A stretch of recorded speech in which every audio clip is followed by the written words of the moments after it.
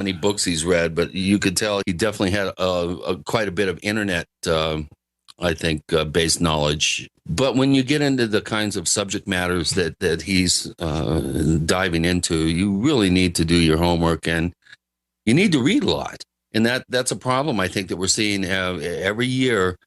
I just get a sense more and more that people are relying too much on the internet and not really doing the heavy lifting, the deep digging into reading the kinds of books and supplemental material that really give you more of a inside track and a width and breadth of knowledge that you just can't find on the internet with many of these subjects. It doesn't hurt to do some on-site investigation when you have the opportunity, but even then you've got to learn what you're doing. You don't just walk into a place and ask questions. You've got to know what to ask, how to ask it. And that's not something that you learn very easily. It requires practice and training to know what you're doing. No. Well, boy, we could do a whole show just on that subject. We've done a few about investigators' kits and stuff like that. But this is a very important point. Anyway, the show's out there. Make of it what you will. I don't think it's our best, but I certainly think we tried. And we gave him a fair chance to present his point of view. Now, we still have that wacky thread on the Paracast forums entitled Ryan Skinner, Skinwalker Ranch. Of course, Ryan was on the show several times talking about his couple of books on Skinwalker Ranch, and that's erupted into a major debate in our forums at forum.theparacast.com. Having a hard time keeping up with it. Oh, boy. You know, sometimes these topics or threads take on a life of their own. And lots of people get involved. Surprising people get involved. No. Well, I'm really not sure what to make of it. I think our new poster, Dissection Stalker, I think his name is, his avatar name is, he's brought up some very interesting points. I think he's pointed out some very interesting things concerning the possibility of military and government involvement at the Sherman Ranch, or the Skinwalker Ranch, if you will, and that many of these types of stories that have been told, either in Hunt for the Skinwalker, of course, the Knapp and Kelleher book, and Ryan's experiences up there. A lot of these are apocryphal. They tend to be purely anecdotal in nature. There does appear on some level to be some sleight of hand going on. There are some questions about what was going on at the ranch and in that area prior to Terry Sherman and Gwen Sherman acquiring the ranch. Of course, Frank Salisbury, who we had on the show a couple of years back, insists that there was really nothing going on. His protege, Junior Hicks, has made some statements that Dissection Stalker has taken exception to, and he is bringing up some good points. I think he's badgering people a little too much. I think his tone lacks the kind of gravitas and respect that most posters on the Paracast forum use. And, I do have a little bit of an issue with the quality and method of delivery that he's using. But he is bringing up some very, very salient points. And I think many of these points, I think, are worthy of further investigation and are worthy of some serious consideration. I do. Well, I think perhaps, as you say, he could sell it better. If he just calms down, try to be more respectful, get his points across, I think people will pay more attention because, if you start attacking somebody, you jump in on the attack, people get up their hackles. Yeah. They get resentful, and that doesn't solve anything. We also were visited, by the way, by a famous UFO paranormal skeptic, James Oberg. He dropped in for a couple of messages, and I'd like to get him on the show. So we'll see. I knew him casually years ago, so let's see what happens. Yeah, that would be fun. James Oberg. You're listening, James? Let's get you on the show. Yeah. Speaking of someone who is also taking a skeptical approach to a lot of these subjects now, James Carrion was the former director of MUFON, left under not very pleasant terms, which he described in his previous appearance on the show. And he's come up with this book called The Rosetta Deception. And it goes back to a program that apparently existed during World War II and after. involving basically disinformation, impacting the Cold War, impacting Joseph Stalin, who he calls Uncle Joe. Rather interesting. But it also creates some fascinating possibilities about the early start of the UFO field. Now, the book does cover ghost rockets, but it also leaves open lots of possibilities I want to get into with James when we get him on the show. And the first is, of course, the fact that one of the members of this Rosetta group famously is very well known in intelligence circles, but in civilian life, now, I'm not going to mention his name yet. I will when we get into the episode. In civilian life, he became part of the investigation into UFOs. And you have to wonder about the implications here. This book is a bit dry. It's not something that you can read in one setting. You got to sit back and digest all the information. Chris and I did it, so we know. We've gone through it. We've read this book from cover to cover. It has a lot of implications, and it's really only a start. Yeah, some great research, though. Really, he really pulled out all the stops when he gathered together all this information. My hat's off to him. An amazing amount of research. And go get a copy of the book. It's called The Rosetta Deception. You can get it on Amazon. The author is James Carrion, and he's coming up next. So sit back and listen to this. This is one tremendous piece of work. With Gene and Chris, you're in the Paracast.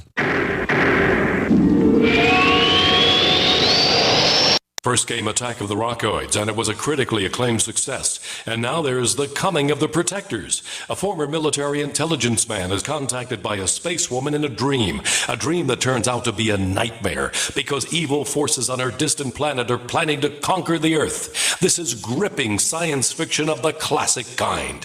Attack of the Rockoids and The Coming of the Protectors. Find out more at rockoids.com. That's Rockoids, ROCKOIDS.com.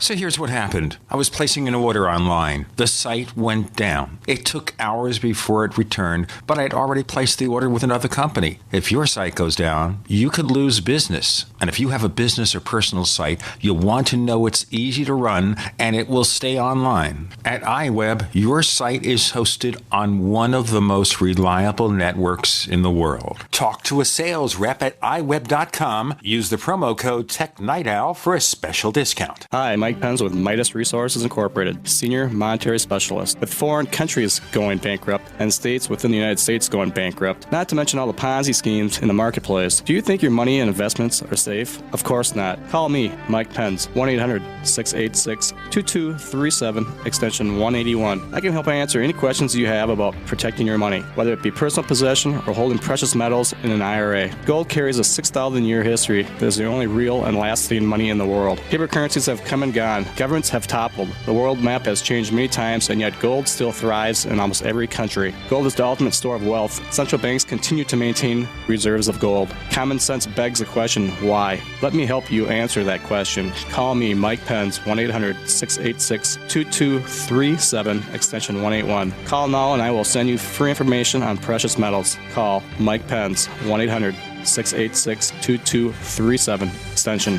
181. At 30dayfoodsupply.com, you can now purchase a one-of-a-kind product not available anywhere else. A meatless burger dry mix in 4 delicious flavors. With our new Oregon Trail Foods vegan burgers, all you do is add water and fry. They need no refrigeration. They're packaged in Mylar bags with an oxygen absorber for a long shelf life. They're non-GMO. They're gluten, soy, nut, and chemical-free, but they're loaded with flavor. And a good source of carbs and protein, yet low in sodium. Flavors include Italian, spicy Mexican, 6 vegetable, and black bean olive. Go to 30dayfoodsupply.com or call 541-229-0010 and order today. Eat them every day, take them camping, or save them for an emergency. Check them out at 30dayfoodsupply.com and click on the vegan burger icon. That's 30dayfoodsupply.com, where all of our products are produced in Oregon by Oregon Trail Foods. 30dayfoodsupply.com. Have you ever noticed how many sick and miserable people there are? I'm serious. I'm talking about people of all ages who have conditions and diseases which affect their quality of life. Most of them seem to have one thing in common: polypharmacy. That is, dependence on multiple prescription drugs with side effects that actually make them sicker and sicker, not healthy. The good news is that people are waking up to the fact that if you supply your body with all of the nutrients it requires, you will feel better, be healthier, and have a better life. It's important to know that Beyond Tangy Tangerine is the most amazing, great tasting, comprehensive nutritional supplement. Besides supplying all the vitamins our bodies need, it also supplies the necessary minerals that are required for the vitamins to kick in. Look, folks, I'm hooked on it, and I think if you try it, you'll become hooked. This stuff really works. That's why I'm urging you to make it part of your daily health regimen. Visit InfoWarsTeam.com to secure your canister of Beyond Tangy Tangerine today. Sign up for auto ship and save on shipping costs. That's Beyond Tangy Tangerine at InfoWarsTeam.com. We'd like to hear from you. If you have a comment or question about the Paracast, send it to news@theparacast.com. That's news@theparacast.com.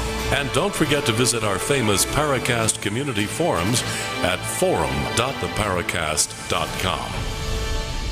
The book is called The Rosetta Deception. The author is James Carrion.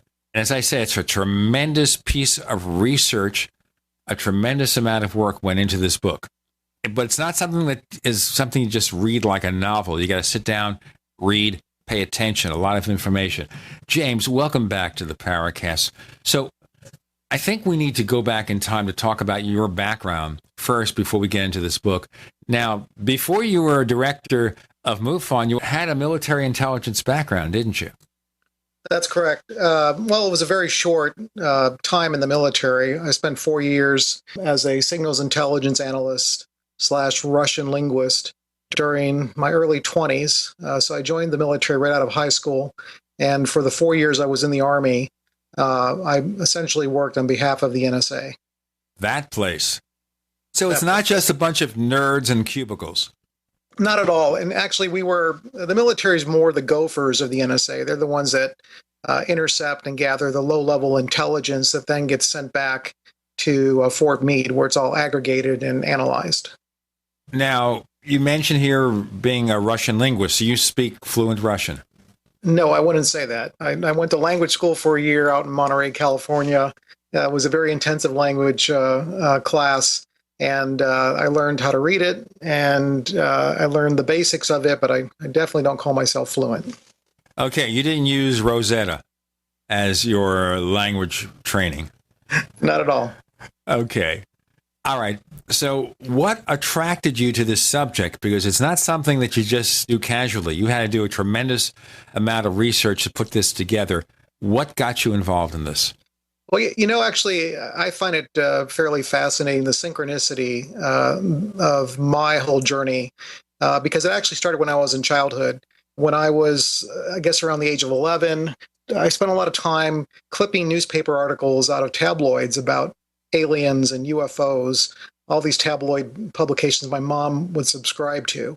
So it's ironic in a way that I started off my interest with the media and how the media covered it, only to much later, as I show in the book, that the intelligence agencies use the same media to push out their deception. Okay, so where did you first see evidence that a deception existed? I would have to say during the time I was in MUFON, when I first joined the organization, just like everybody else, I was very curious. I wanted to know why this subject was still a mystery. And the more I started to look into it, the more I started to research it. And the higher that I got up in the organization, the more I could see that there was a large element of human deception involved. A lot of the cases, for example, that I investigated personally during MUFON, there was no paranormal, there was no extraterrestrial aspect to a lot of these cases. A lot of it boiled down to, strange people passing strange stories and of questionable backgrounds, and really trying to spin the whole rumor mill around the subject. Can you give us one or two examples of the strange people doing the spin or the spin control? Sure. Well, there are quite a few examples. When I joined MUFON's board, there was a gentleman who claimed that he had substantial financial resources. He wanted to help MUFON out. And he kept spinning the story to the MUFON board how he was going to contribute vast amounts of money. And it never materialized. The guy would, say, okay, I'm going to set up this sort of project. I'm going to fund at this level. I'm going to send you this check. Never happened. So characters like this is sort of just came in, came out, and, they really never panned out. Or it could be, for example, let's take, for example, one of the MUFON conferences back, I think it was in 2007, where we had this gentleman who came to the symposium to speak, and he actually had this very elaborate tale of how he was a sheriff's deputy for in an area where they had a famous UFO case, and he wrote this elaborate investigation that he did, and it all turned out to be just complete lies. So we get a lot of these strange characters that just pop into the UFO field. They make these grandiose claims, and none of which really pans out. And sometimes they just up and disappear, don't they? Exactly. We never hear from them again. We never see them again. All right. Now this is fascinating. This is really fascinating how this works. Would you care to name the person who was at that MUFON conference? Actually, I don't really want to, because I think after I left MUFON, I'll be honest, I really try to distance myself as much as possible from the UFO field, because what I found is that a lot of the infighting that happens within ufology, of people pointing fingers and basically calling each other names, and my evidence is more important than your evidence, or this person's, spinning a story and lying, but I'm telling the truth. All of this infighting, all it really does is it just creates and muddies the water even more than they already are. So divide and conquer. Exactly. It's all about divide and conquer. So I really, when I left MUFON, I thought, you know what? This is not going to be a issue of persona. It's not going to be about people. It's really going to be about evidence. What can I do, and what can I dig up, and what can I research that's pure evidence? That has nothing to do with eyewitness testimony. That has nothing to do with purported claims that can't be substantiated. I really wanted to go out there and document in a very methodical and thorough way the actual research that I did. It has nothing to do with people themselves. Now, how does this lead us to the Rosetta deception? Well, this is, actually, I started off wanting to write a book about the early days of UFOs in 1947, specifically around Maury Island, around Kenneth Arnold, around Roswell, because to me, those are those three cases that all came in such a concentrated period of time in 1947. I have a feeling, or more than a feeling, I think there's evidence to show that there's government deception that is a thread that runs through those three cases. But before I could get started with that, I said, I need to go back a little earlier, because, of course, if I come out with a Roswell book, somebody's going to say, well, how about the ghost rockets of 1946? Or how about the pyramids? Or how about this? They always want to point to the evidence that preceded the modern day UFO era. And I thought, you know what, it doesn't hurt to go back a year earlier to 1946 and take a look into that time frame. And what I found was, as I started digging into that time frame, I started finding evidence that simply no one else has bothered to present or just discarded. And I thought, okay, this is where I'm going to start. I'm going to start, showing precedent. I'm going to start showing that there is a deception thread that started even before the modern day UFO era. Okay, now this is a very complicated story. We're going to go into it now and then look at the natural implications, where this leads to, and how it may interact with the UFO field in some surprising ways. The book, again, is called The Rosetta Deception, from James Carrion, and you get a copy over at Amazon. We've got a link over at the Paracast forums and on our site. So if you click on that link, we get, 1 cent commission or something like that. I don't know.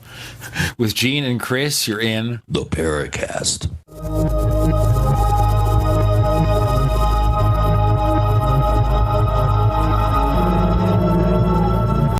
Independently leading the way for the nation.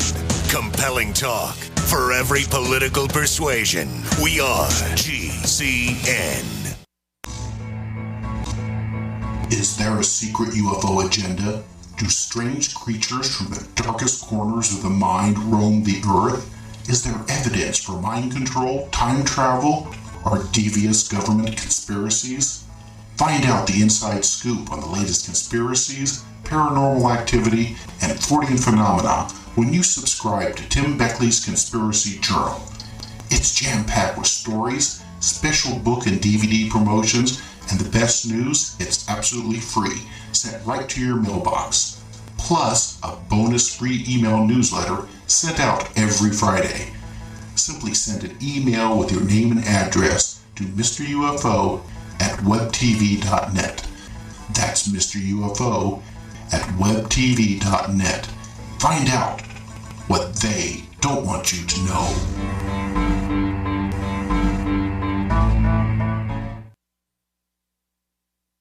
The human body is extraordinary. Despite all the stresses we inflict upon it, it still works hard to stay in balance. Thousands upon thousands of people rely upon Heart and Body Extract to help their body stay balanced. This excellent 100% natural herbal formula helps maintain healthy blood pressure levels, cleans arteries, promotes good circulation, balances cholesterol, and more. HB Extract, paired with healthy lifestyle choices like good nutrition and exercise, can give you a life free of pain, sickness, and fear. Recapture your youthful vitality and experience your body healing itself with the aid of HB Extract. It's extremely effective and it starts working in just days. Visit hbextract.com to learn more and to read scores of testimonials from satisfied customers. And we've never increased our price in over 10 years. That makes Heart and Body Extract as great a value now as it was the first day we sold it. A healthy heart is a happy heart. Call 866-295-5305 or go to hbextract.com.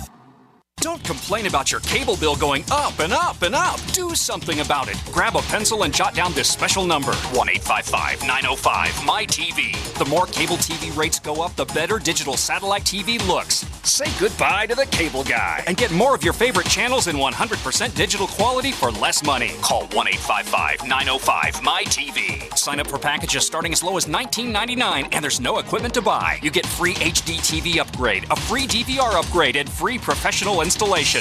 You control what you watch when you watch it. Record your favorite shows, pause and rewind live TV, even skip the commercials. Watch local channels too. At just $19.99, what are you waiting for? Pull out your major credit or debit card. Call 1-855-905-MY-TV. 1-855-905-MY-TV. Say goodbye to the cable guy. Cut costs and get more. 1-855-905-MY-TV. 1-855-905-MY-TV.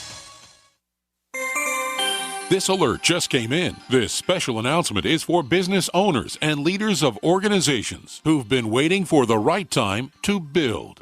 General Steel has made it impossible to wait any longer with rock-bottom prices that could save you thousands. That's right, General Steel, America's leader in pre-engineered structures, is offering buildings at prices you will never see again. Don't miss these prices. A 50 by 100 for $35,000. You heard right. That's 5,000 square feet for $35,000. Manufacturers, if you need a larger building, try a 100 by 100 commercial building for $129,000. You can't afford to rent with these prices. Imagine a 70 by 100-foot church building for under $69,000. With the economy improving and interest rates still at historic lows, you can't afford to wait. So call 866-91-STEEL. Lock in your price now. Call 866-91-STEEL. That's 866-917-8335. This is Leslie Kane, and I'm with the Coalition for Freedom of Information, and you are listening to the Paracast. Okay, this is an involved story, folks. He's looking for maybe something, a specific fact, James Carrion, or something that may be involved with government deception and its interaction with these early UFO cases, ghost rockets, Roswell, Kenneth Arnold. How does that all interact? And I gather here from reading the book, James, this stuff is out there for the most part. It just took someone like you to think of the natural implications and put it all together. Yeah, I think what it really takes is not ignoring evidence. I think that in the UFO field, even those folks that are considered the most notable and gifted researchers, they have a tendency to ignore evidence. Let's take, for example, the alleged, L.A. raid that happened, I think it was 1942, where, a lot of ufologists will point back to that and say, oh, there was an early UFO even before Kenneth Arnold happened. But they completely ignore that just a few days before that air raid and before we started bombarding the sky with projectiles because we thought something was flying over during the war years, just 2 days before that, there were submarines, Japanese submarines, that surfaced off the coast of California and shelled the harbor. So they tend to ignore that because what they want to not show is that there was a reason why these people that were sitting behind these guns, these air defense guns, their nerves were so frayed. They already felt like there was going to be an imminent invasion of the homeland based on these two submarines that popped up and started shelling in California. Of course, they were going to shoot at anything that they perceived as flying over. But so that kind of ignoring the circumstances around it, the more mundane aspect of things, and focusing on the sensational and on the extraordinary is what really sort of irked me as a researcher. So I thought, I really need to focus on down-to-earth terrestrial explanation for some of these things that were happening. And as I started digging, for example, into the ghost rockets, I could see just fact after fact that's been completely ignored by even the most prominent ghost rocket researchers out there. Well, that leads me to a question. Micah Hanks just released a book about a year and a half ago that covers the ghost rockets, and I was actually kind of slack-jawed at some of the information that you were able to come up with that I don't recall seeing in Micah's book in terms of ghost rockets being reported down in the Mediterranean areas. I think around Yugoslavia, Italy, and other places. This I was not aware of. One thing that I feel that we should actually even take a step further back and look at the whole phenomenon of the Foo Fighters. Where do you come down on what was going on with the Foo Fighters and what kind of technology was being developed by the Nazis at the time that we could pin those objects that were being seen by flight crews from both sides of the conflict? Where do you come down on the whole Foo Fighter mystery? I wish I could actually offer some words of wisdom on that, but I really can't because I really haven't studied enough about the Foo Fighters or examined any of the hard evidence that surrounds it. And so I have to say that, my knowledge of the Foo Fighters in the World War II era is fairly limited. So I really don't want to, offer an opinion on that I really can't substantiate. So basically the evidence that you came across, you put together, didn't go into the Foo Fighters, they went into the ghost rockets. Correct. The book starts in 1946, right in the post-war era.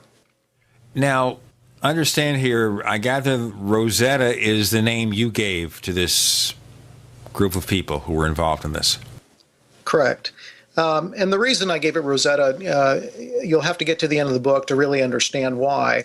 But it has to do with my feeling is that the deception operation that took place that involved the ghost rockets, what it really broke down to in terms of motivation was we wanted, I would say, when I say we, I mean the Allies, the British and the Americans, they really wanted to break the Russian code, the Russian diplomatic code, the same way that we broke the German code during the war and the Japanese code during the war. That was the main reason behind this group, was they were interested in breaking the code and understanding what Joseph Stalin was up to, what he was thinking. And the way they would do that is they would plant information in newspapers that they knew the Russians would be very interested in. And when I talk about newspapers, I mean newspapers here in the United States.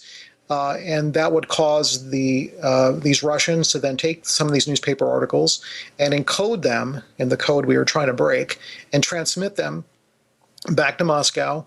And we were actually collecting, we were siphoning all of that encrypted communication up through some relationships we had with the telegraph companies. And then we were able to sort of reverse engineer the code because we had essentially through, I would say, press manipulation and media manipulation, had planted the text we wanted them to send back in the first place.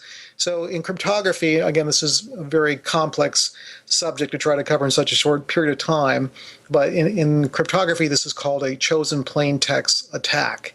You're the person who wants to break a code, but you cause your enemy to gather information that you've already planted, and you know what that information is, hoping that they will encrypt it, and then you turn around and you know what the plain text is because you're the one that planted it, and you have the encrypted communication from your enemy, and with those two pieces of information, you can back engineer it. Exactly. Yeah. Now, the way this worked, it's fairly complex. It actually surrounds a project called the Venona Project, and the way that the Russians had encrypted their communication, it really boiled down to trying to pick out of this encrypted text the low-hanging fruit first.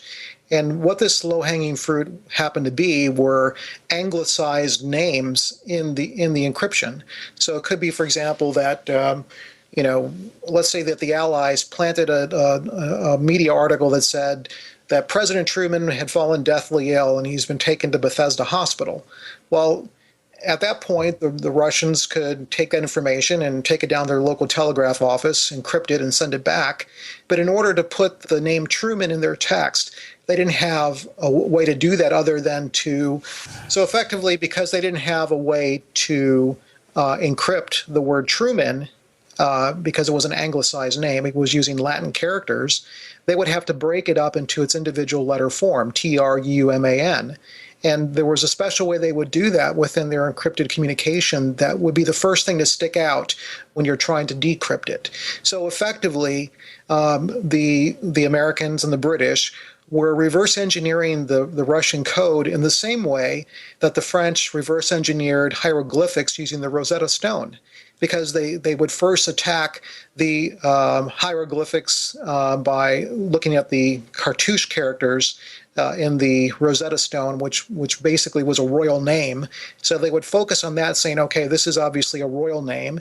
If we can figure out what this royal name is, then that gives us some clue to what the rest of the text is. So that's basically where the term Rosetta came from, because we were trying to break the Soviet diplomatic code in the same way that hieroglyphics were broken by Napoleon's folks. Now, understand here, in the early days of the Cold War, the Russians had sent spies to this country, infiltrated here. And when you wrote about that, I was thinking about a TV show that you are probably familiar with on the FX network called The Americans. Indeed, it's actually one of my favorite shows, so I can't recommend it highly enough. It's called The Americans on the FX network. One of my favorite shows. So they take two people who are Russian and they turn them into faux Americans. And they actually get married, they have kids, and they have a normal life. They run a travel agency, and by night, they are Soviet spies. They kill people. They do various projects. Meantime, they live in the same neighborhood across the street from the FBI agent, which makes for some interesting stories. It's a fascinating show. I think it's on hiatus now, but when it comes back, The Americans, watch it. But you get a sense here that this is based on the reality, and that show takes place in the 80s. But imagine in the 40s and 50s, the Russians are sending spies here, and we want to find out who they are. James Carrion wants to find out, I guess. With Gene and Chris, you're in the Paracast.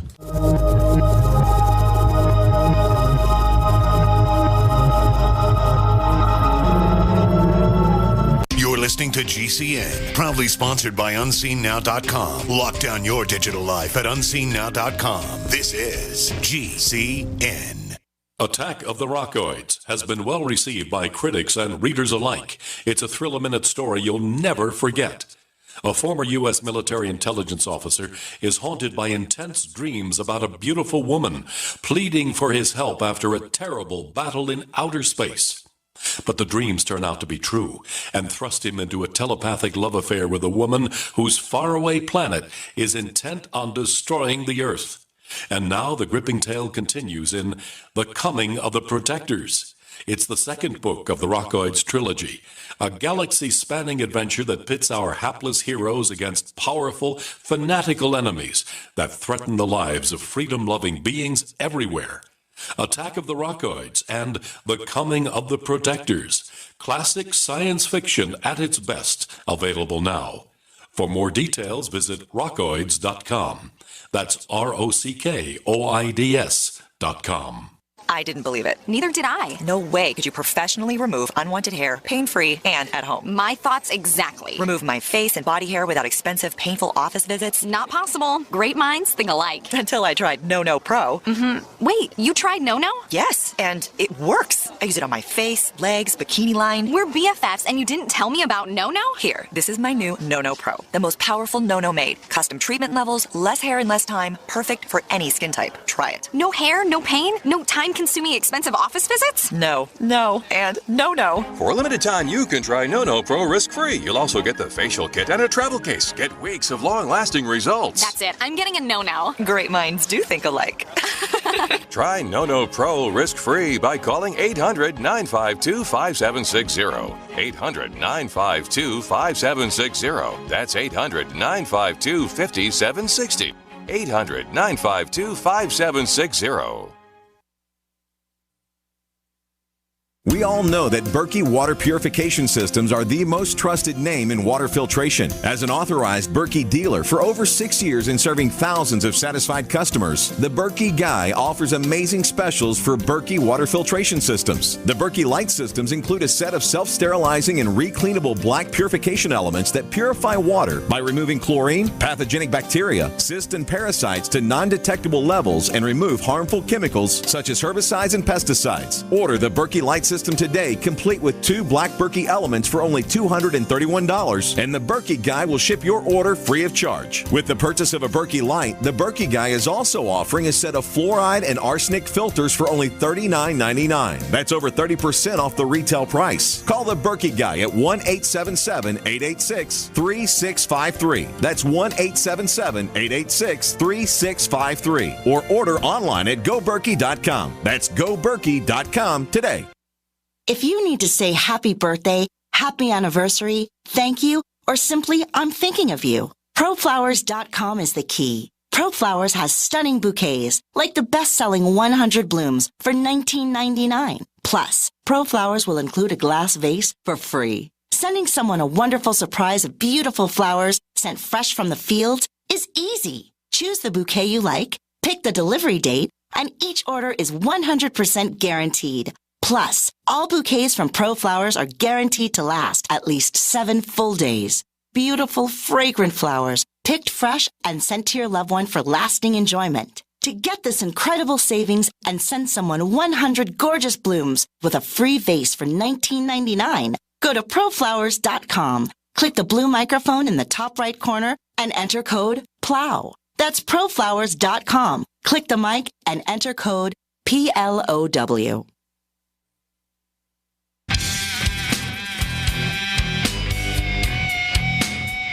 This is Kurt Sutherland, author of UFO Mysteries, and you're listening to the Paracast. So we're painting the picture after World War II, where the Americans are engaged in decoding the Russian messages. Now, parenthetically, I think here that you have the telegraph companies receiving this, communicating with the government, and now you think of the current controversy with the NSA getting information about phone calls from the telecom companies. Is it any different? Not at all. I think what you'll see in the book is that the abuses that first happened of basically vacuuming up large amounts of information for national security reasons, but that include private communications from American citizens, was not something new that happened during the modern day era. This goes way back to the 1940s, even during the war and before we even had a censorship code in place because of wartime censorship. And in fact, one of the 3 telegraph companies, RCA, was voluntarily taking all this information from, I think it was like 1943, and they were voluntarily giving it to the predecessor of the NSA so they could try to break the Russian code during the war. And it just so turns out that the president of RCA was David Sarnoff, who figures heavily into the whole ghost rocket controversy. If you've done any research about ghost rockets, the ghost rocket era, you know that General Jimmy Doolittle, along with David Sarnoff, had allegedly went to Sweden to confer about the ghost rockets with the local authorities because they were interested in knowing what they were. And in fact, they already knew what they were. They were part and parcel of this deception. And you can see, again, through this precedence of David Sarnoff's very early on relationship with the intelligence agencies in the U.S., that he was very much involved here. This is nothing unusual. We've learned that a lot of famous people were involved with some sort of intelligence activities during World War II. Absolutely. The actor Douglas Fairbanks was very much involved during the war. He actually was the guy who proposed the beach jumper units. And if your listeners don't know what the beach jumpers were, they were a unit that was formed during World War II explicitly to deceive the enemy by basically they were simulating large military forces. So this was part of wartime deception. So let's say, for example, we were trying to land on a certain beach. What we would do is we would deploy our troops on ships, but then on another beach nearby, we would send in these beach jumper units that would simulate the landing of a large number of troops, when in fact it may only be a few boats with some sound devices.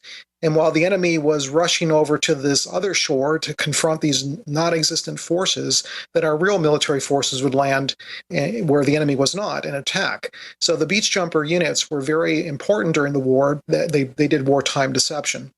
Even more interesting was the person who was in charge of the beach jumpers was an admiral by the name of Hewitt, who happened to be also in charge of the flotilla that was in Scandinavia and in the Mediterranean during the whole ghost rocket period.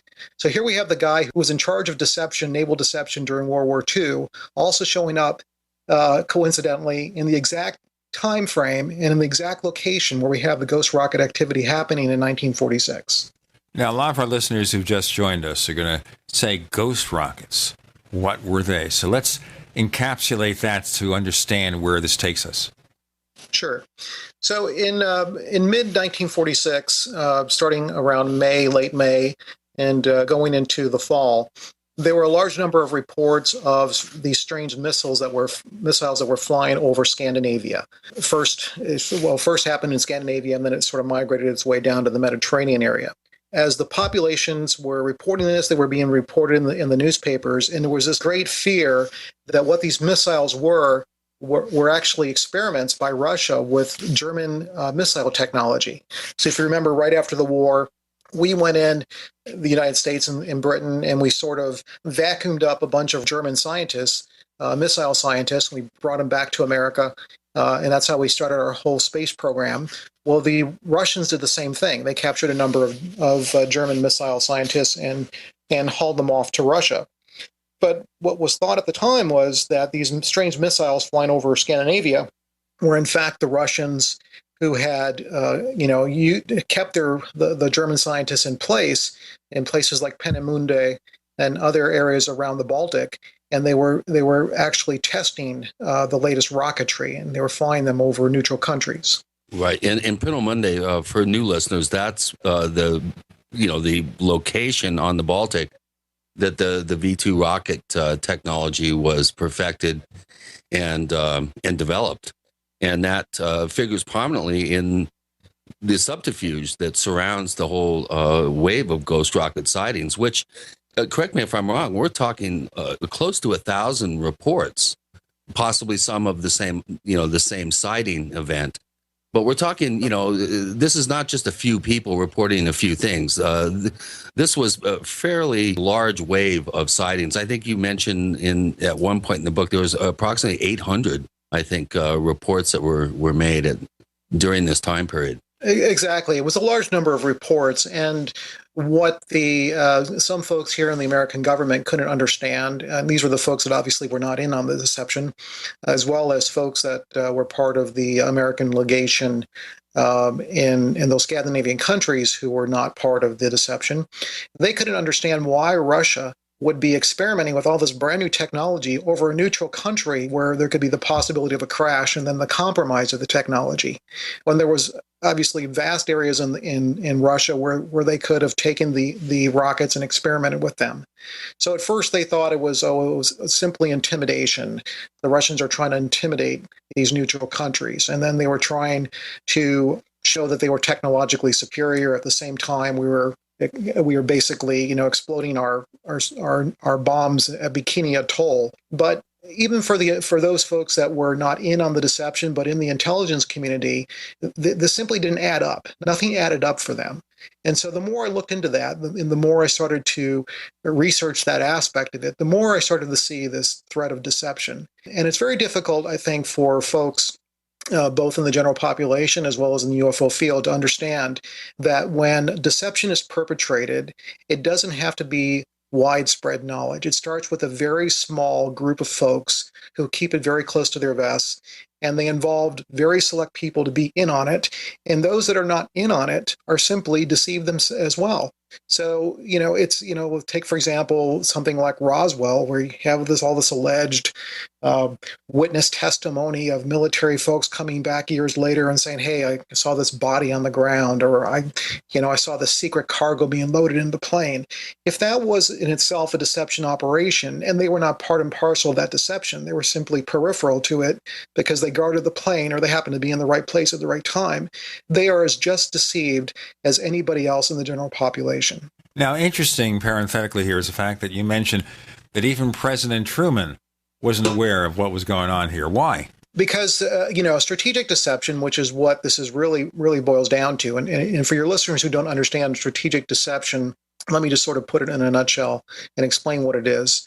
During World War II, and this actually originated with the British knew that they were in trouble. They knew that the Germans outgunned them and outmanned them. And if they really wanted to win this war, they were going to have to do it through something other than military might. So they were the ones that actually championed and originated a lot of the deception operations that happened during World War II.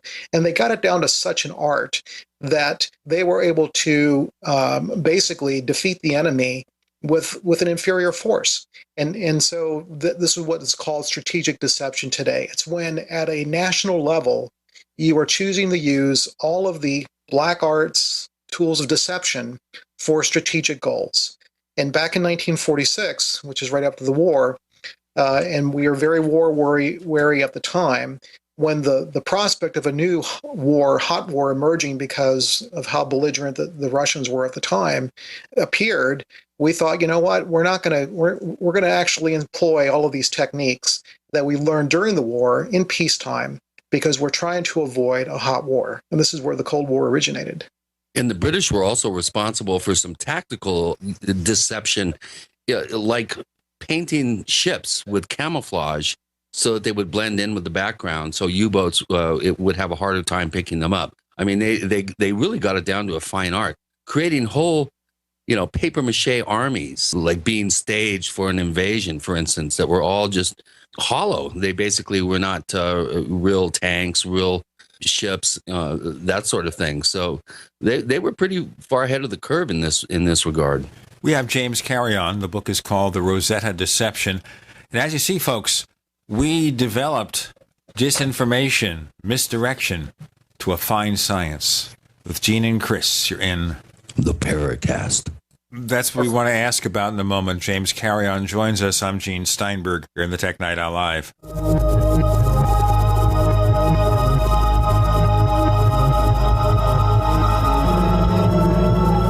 Great minds think alike. The network for the independent-minded. The Genesis Communications Network. GCN. Hi, this is Ted Anderson. If you'd like to listen to GCN programs on the go, I have great news. GCN has created a Droid and iPhone application, and it's free. Just as easy as going to GCNlive.com, click on the banner, and download. Before you know it, you'll be listening to your favorite hard-hitting GCN shows, live or on demand, right on your Droid or iPhone, 24/7 and on the go. So download the Droid and iPhone app free by clicking on the banner at GCNlive.com. Thanks again for listening to GCNlive.com. Again, that's GCNlive.com. Hi, this is Ted Anderson. Have you ever wondered why banks, stockbrokers, investment advisors won't talk about gold IRAs? They've been available since 1986, yet the financial industry won't recognize the value of gold for your retirement. Gold has outperformed paper investments, yet no word about IRAs. If you would like to have gold for your retirement, call 800-686-2237. Don't get left behind by rising inflation and low returns. Call 800-686-2237. Secure your future and call 1-800-686-2237. Springtime is save big time at Herbal Healer Academy. Long-term customers know spring is the time to stock up at herbalhealer.com. And for new customers, welcome to the web's best place to save on vitamins, minerals, and more.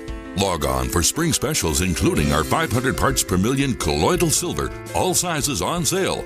Choose from Herbal Healer's great variety of weight loss products like apple cider vinegar, Hoodia and Metabolic Complex, and Pro Metabolic, all on sale now. Also, the Anti-Parasite Intestinal Freedom and Warwood Plus Complex, plus Stevia Liquid Sweetener and the Super Enzymes, all on sale for spring at herbalhealer.com. As always, we offer certificate correspondence courses in natural medicine. Enjoy same-day shipping and free online newsletter. Log on now to herbalhealer.com and click on Spring Specials to save big with our nation's leader in supplying quality natural medicine and education since 1988, Herbal Healer Academy.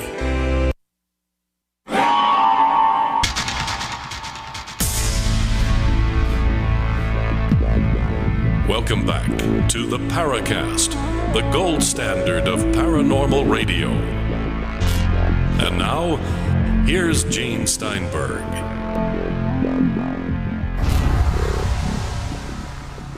On the Paracast with Gene and Chris, we have James Carrion, author of The Rosetta Deception. So Chris was talking about some of the things being done in World War II. Would you amplify that, James? Absolutely. So, yeah, there were a number of things that the British first did and then the Americans learned to do.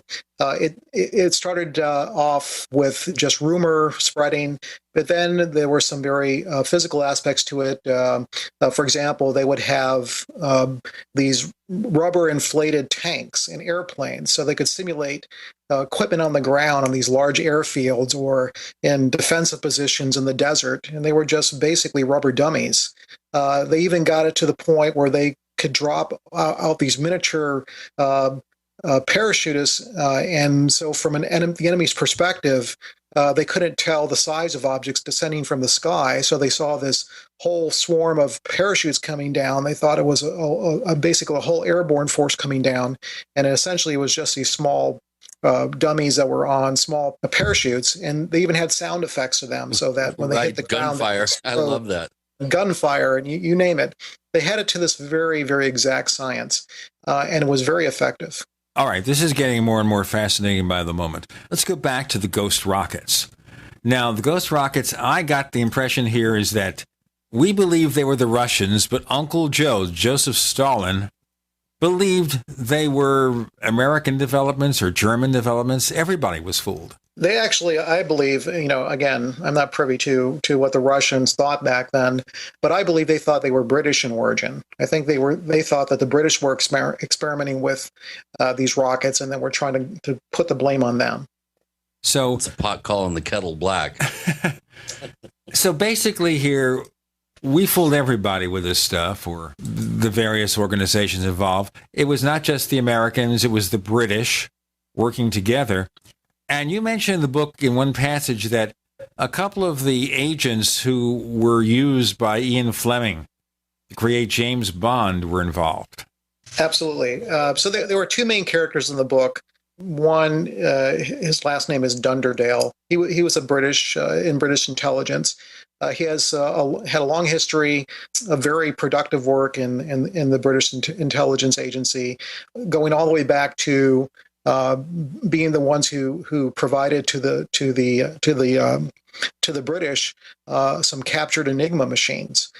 He worked very closely with the French, and he was one of the characters that Fleming based his James Bond character on.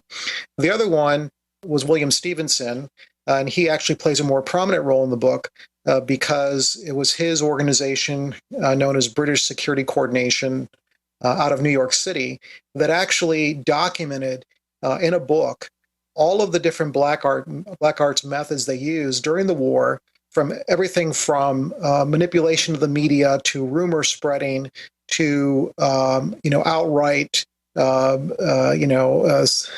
using agents to entice other certain men, because they were using a lot of female agents, so they used sex as a tool. To doing all kinds of very interesting and nasty things that you would expect from a modern-day CIA.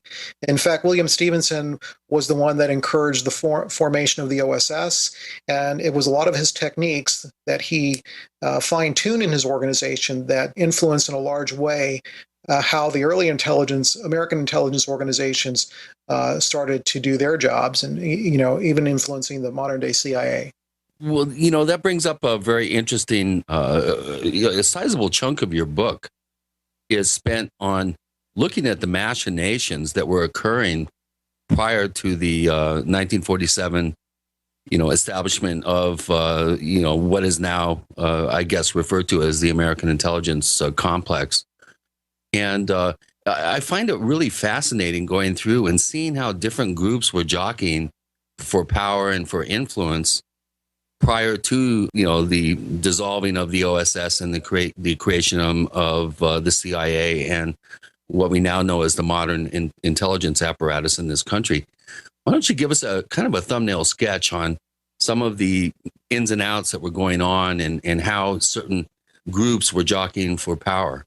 Sure. So right after World War II, Truman decided to dissolve a few of the wartime agencies, and one of them happened to be the OSS. So he called for the disbandment of the OSS, which was essentially our intelligence agency during the war.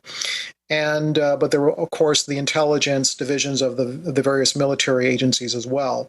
So there were all these groups in Washington, and they were all thinking, how can I get my agency to become the foremost intelligence organization in the United States? So, we have the military intelligence organizations like Naval Intelligence and Military Intelligence Division, all jockeying for position.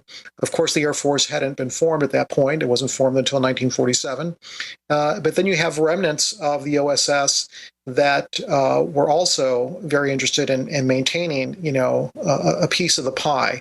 So what ended up happening is that before the formation of the Central Intelligence Agency in 1947, there was essentially a stewardship group that consisted of what was called the National Intelligence Authority and the Central Intelligence Group. So the CIG, the Central Intelligence Group, was the predecessor organization to the CIA, and it sort of became the steward for intelligence operations. But during that whole period, from when the war ended, all the way until the CIA was formally started up, there was a lot of jockeying for position from among all aspects of American intelligence to try to figure out, how they can come out on top.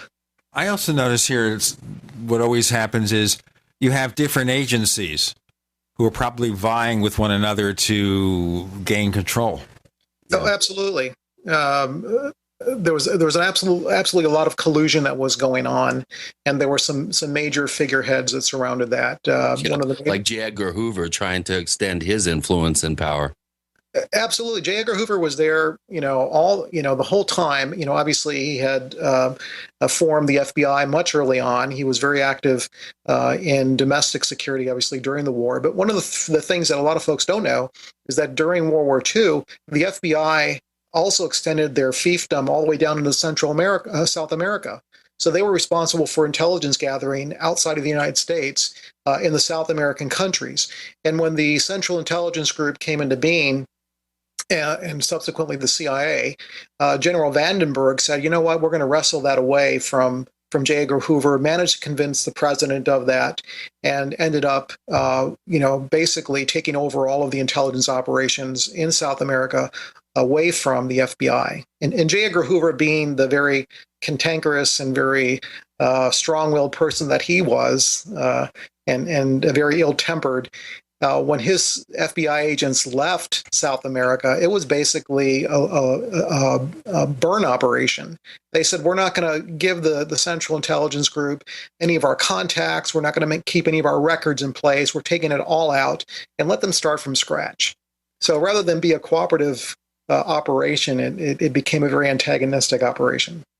Well, I'd be all mean and cantankerous too if I was a cross-dresser in my private life and not wanting anybody to find that out. And so, you got to hand it to him. He really did exert a lot of power and influence, and had quite a dossier on public figures during that time period and later.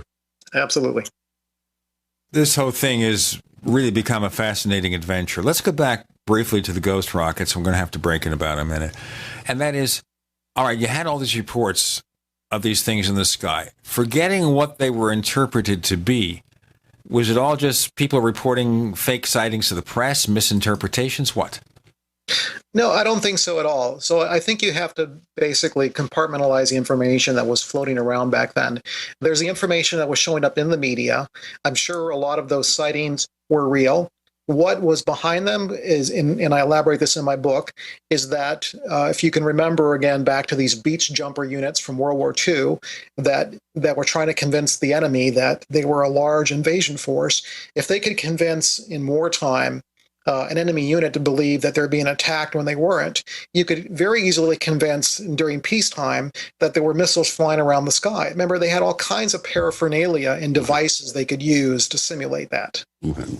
Or saucers crashing at Roswell. That's what we want to ask about in a moment. James Carrion joins us. I'm Gene Steinberg in the Tech Night Owl Live.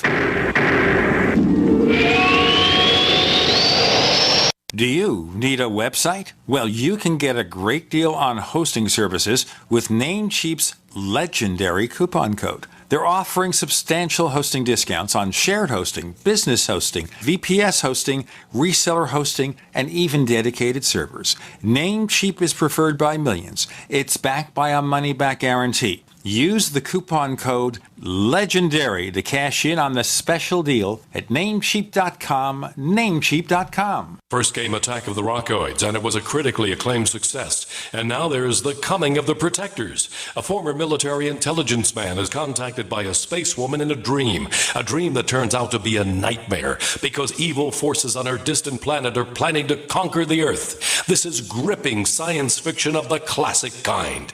Attack of the Rockoids and The Coming of the Protectors. Find out more at rockoids.com. That's Rockoids, ROCKOIDS.com. Have you ever felt like the United States government knows way too much about your financial affairs? I continue to hear stories about property seizures, frozen bank accounts, confiscation of stocks and bonds. It makes me wonder if the U.S. citizen will ever again have the right to life, liberty, and the pursuit of happiness. Unfortunately, with the Drug and Money Laundering Act, the IRS Revenue Ruling 6045 of 1984, and the Trading with the Enemy Act and Franklin D. Roosevelt's Executive Order of 1933, some precious metal holdings are subject to government intervention. For this reason, Midas Resources has prepared a report explaining the boundaries of trading precious metals privately. Whether if you have any intention of trading with Midas Resources or not, I have instructed my representatives to give this report out free. Call for your free copy at 1-800-686-2237. When investing, always proceed with caution. Again, call 1-800-686-2237. Exercise your legal right to trade metals privately. 1-800-686-2237. Don't complain about your cable bill going up and up and up. Do something about it. Grab a pencil and jot down this special number, 1-855-905-MY-TV. The more cable TV rates go up, the better digital satellite TV looks. Say goodbye to the cable guy and get more of your favorite channels in 100% digital quality for less money. Call 1-855-905-MY-TV. Sign up for packages starting as low as $19.99, and there's no equipment to buy. You get free HD TV upgrade, a free DVR upgrade, and free professional installation. You control what you watch when you watch it. Record your favorite shows. Pause and rewind live TV. Even skip the commercials. Watch local channels too. At just $19.99, what are you waiting for? Pull out your major credit or debit card. Call 1-855-905-MY-TV. 1-855-905-MY-TV. Say goodbye to the cable guy. Cut costs and get more. 1-855-905-MY-TV. 1-855-905-MY-TV. The human body is extraordinary.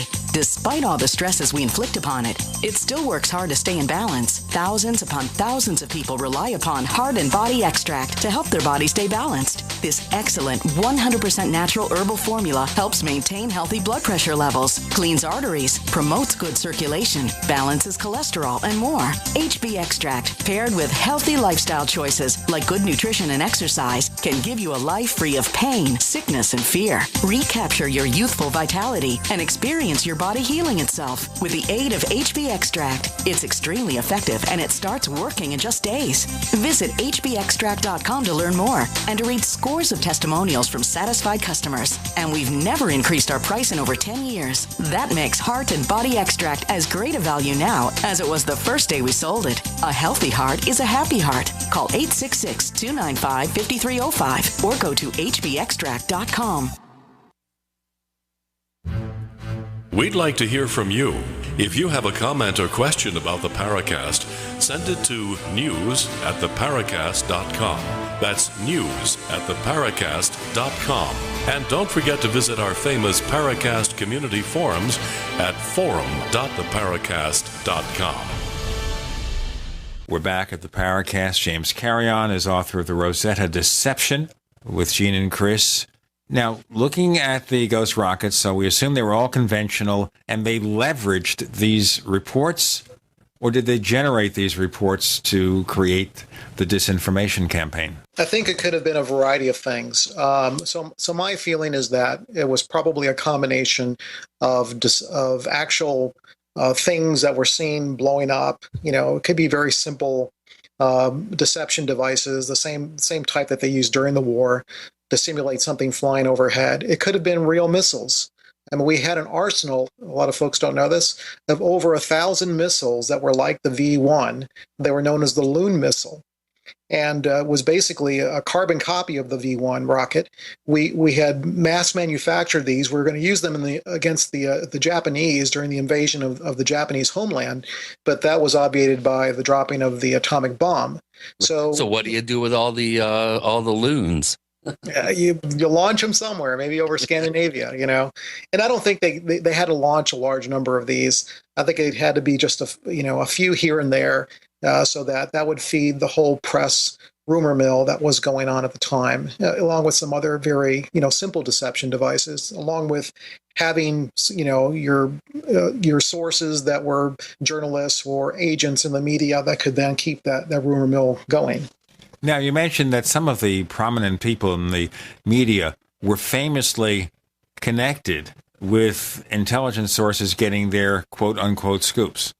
Oh, absolutely. It's very well documented that some of the leading, I would call them tabloid reporters of the day, like, Winchell and as well as Drew Pearson, had very close relationships with the intelligence community. But more importantly than that, you had a large number of newspapers whose editors had very close ties to the intelligence agency because they were staunch anti-communists. It's well documented that the editor of the New York Times, for example, had close ties, and in Time magazine. And you look at all of these different folks that were in positions of media power, and they very much had a working relationship with the folks that were in the intelligence community at the time, and they were more than willing to help in pushing whatever message we want, as long as it was against the Reds.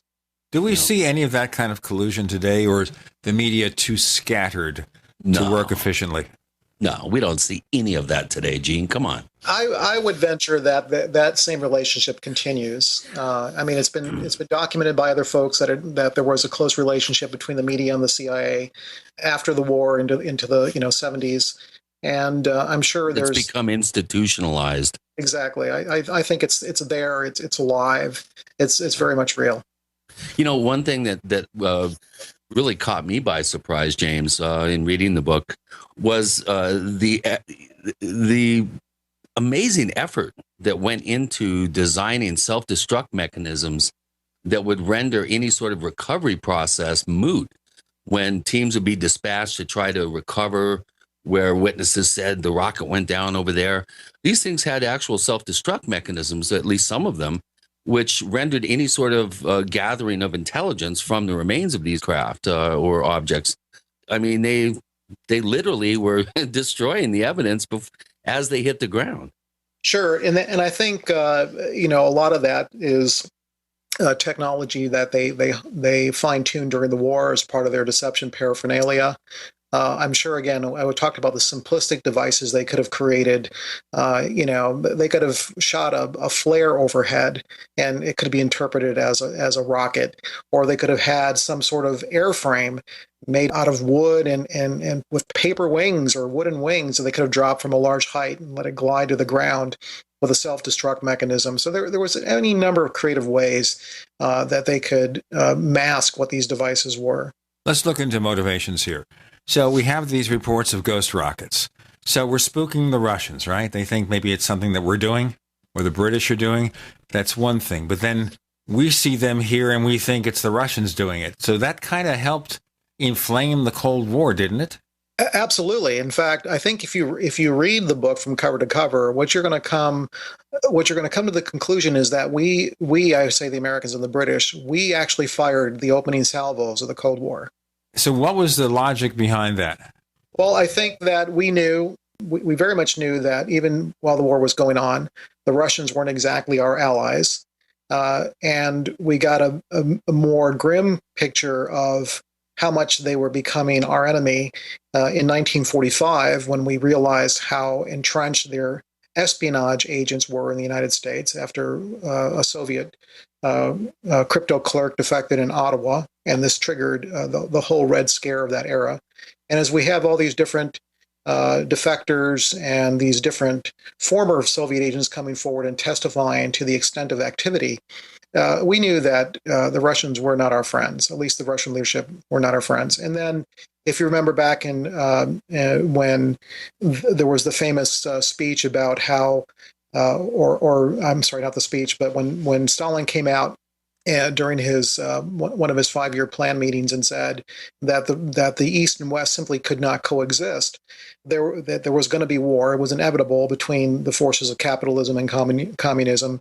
It was very much a real fear that another war was headed our way, that World War III was headed our way. There was going to be a big clash, large loss of life, just like during World War II, and something had to be done about it.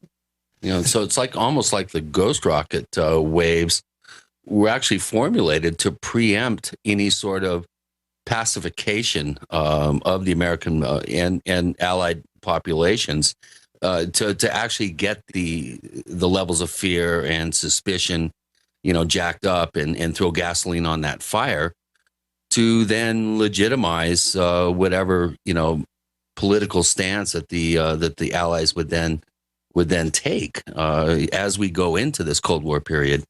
And it seems to have worked.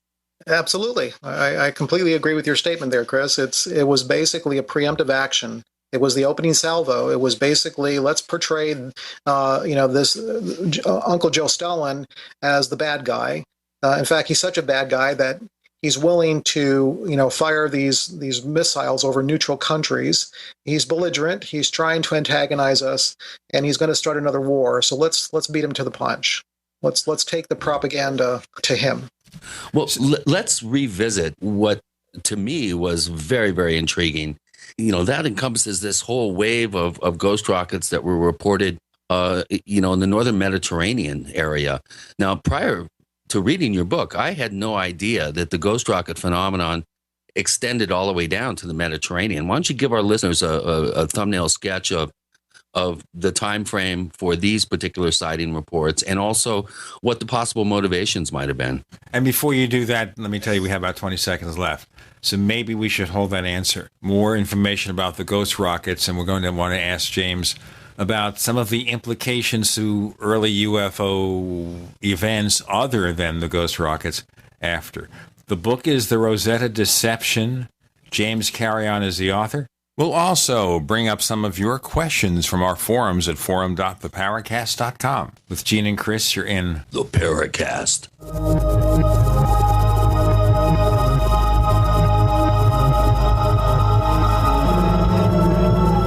You're listening to GCN, proudly sponsored by UnseenNow.com. Lock down your digital life at UnseenNow.com. This is GCN. Graphic Converter is the image manipulation tool for the rest of us. It does not use any database. You get full control of all your files. Want to view the images of a folder? Drag it into Graphic Converter and a powerful browser opens up to show your image files. You could use it for slideshows. You could use it to import images from digital cameras or from scanners. Need to do some image editing? You can do that too in Graphic Converter. Also print catalogs. Convert from so many formats I can't even list them. Download now to see if Graphic Converter is good for you, like 1.5 million other users. Guess what? You could save money when you buy Graphic Converter. Use the coupon code Night Owl. Use the coupon code Night Owl to get a special price for Graphic Converter. Go to lemkesoft.com. That's Lemke soft.com. Lemkesoft.com. Lemke soft.com. Hi, this is Steve Sanchez, and based on a recent study, it was found that 57 million Americans had legal issues over the last 12 months, but only 60% of those studied sought out the services of a lawyer. Why? In a nutshell, affordability. Well, my friends at Legal Shield have created a solution that can help you not if, but when you need an attorney. For as little as $17 per month, Legal Shield will provide you unlimited access to qualified attorneys at an accomplished law firm for advice and counsel on legal issues, no matter how serious or trivial. For over 40 years and with 1.4 million families across North America, Legal Shield can help you, the loyal GCN listener. Representatives are standing by now to answer your questions, so call them now at 1-855-340-SAVE. That's 1-855-340-7283, or visit them at lsprotection.com. That's lsprotection.com. Results will vary from case to case. What good is a Big Berkey water filter? We get that question a lot here at BigBerkeyWaterFilters.com, and in a word, the answer is protection. Protection from water main breaks, E. coli contamination, environmental chemical spills, pesticide runoff, chlorine taste and smell, and all forms of fluoride. Plus, Big Berkey water filters are the original gravity water filter system and most trusted on the market for a reason. Tested by multiple independent NSF EPA certified labs, they are the gold standard in water purification. At only 1.7 cents a gallon, a single set of filters can last for 5 to 10 years. That means big savings. Big Berkey, the one that's powerful enough to purify stagnant pond water. Get a Big Berkey today at BigBerkeyWaterFilters.com. GCN listeners receive 5% off all ceramic filter systems. Visit our website or call 1-877-99-BERKEY. That's 877-99-BERKEY. Big Berkey Water Filters, for the love of clean water. If you need to say happy birthday, happy anniversary, thank you, or simply I'm thinking of you, ProFlowers.com is the key. ProFlowers has stunning bouquets, like the best-selling 100 blooms for $19.99. Plus, ProFlowers will include a glass vase for free. Sending someone a wonderful surprise of beautiful flowers sent fresh from the fields is easy. Choose the bouquet you like, pick the delivery date, and each order is 100% guaranteed. Plus, all bouquets from ProFlowers are guaranteed to last at least 7 full days. Beautiful, fragrant flowers, picked fresh and sent to your loved one for lasting enjoyment. To get this incredible savings and send someone 100 gorgeous blooms with a free vase for $19.99, go to ProFlowers.com. Click the blue microphone in the top right corner and enter code PLOW. That's ProFlowers.com. Click the mic and enter code PLOW. Hi, this is Don Ecker, and you are tuned into the Paracast. Let me tell you what, you're going to hear stuff here that you probably won't hear anywhere else. Hear that, George Snorri? On the Paracast with Gene and Chris, we're talking with James Carrion. The book is The Rosetta Deception. And we're going back and forth on ghost rockets. So is there any more we can talk about there before we go on to other possible events that may have become implicated in the UFO phenomenon? James? Well, the ghost rocket phenomena started off in Northern Europe and Scandinavia. This was summer of 1946. But then it migrated down to the south, to the Mediterranean area, when, there were folks in Greece, Turkey, and Portugal all reporting rockets there as well. And what's interesting to me is you can see a direct correlation between where our naval forces were at. I'm talking about the involved deception units were. Admiral Hewitt and his flotilla of ships were in the right place at the right time when the Ghost rockets were flying overhead in Scandinavia. And those same ships were in the right place at the right time down in the Mediterranean area when that was going on in the south. So we can see a direct correlation between where these, what I think were former beach jumper units were that were perpetrating this deception, where they were positioned at the time that all this activity was happening. Okay, now, the logical question then is, we created this parent sighting of strange things in the sky. Does any of that relate to the next topic, which of course is UFO sightings? What about Kenneth Arnold? Did he see something or just some kind of test aircraft? Honestly, I believe that Kenneth Arnold was manipulated and used in a future deception operation. When I say future, I mean in 1947. But very much connected to the early deception operation 1946. So in the book, I call it Rosetta Phase 1 and Rosetta Phase 2. Rosetta Phase 1 was what encompasses the book as it is right now. Rosetta Phase 2 would be more along the lines of what happened during Maury Island, what happened during Arnold, what happened during Roswell. That's the subject of a future book. But I believe it's all connected. I think if you read Arnold's own book, The Coming of the Saucers, that if you're open-minded enough and you pay attention to the evidence that he's presenting, there's very much an aspect of Cold War espionage that you can see that occurs around not only his sighting, but also around his investigation of Maury Island. And again, this goes back to the evidence that most ufologists simply ignore. It doesn't make sense to them. It doesn't have an extraterrestrial connection, so they simply drop it. Let's take, for example, Kenneth Arnold, when he was investigating Maury Island. He wanted to fly there, for example, to Tacoma. And, he got there and he didn't have a place to stay. And it turned out that all the hotels in town were booked. So he started calling around trying to find a room.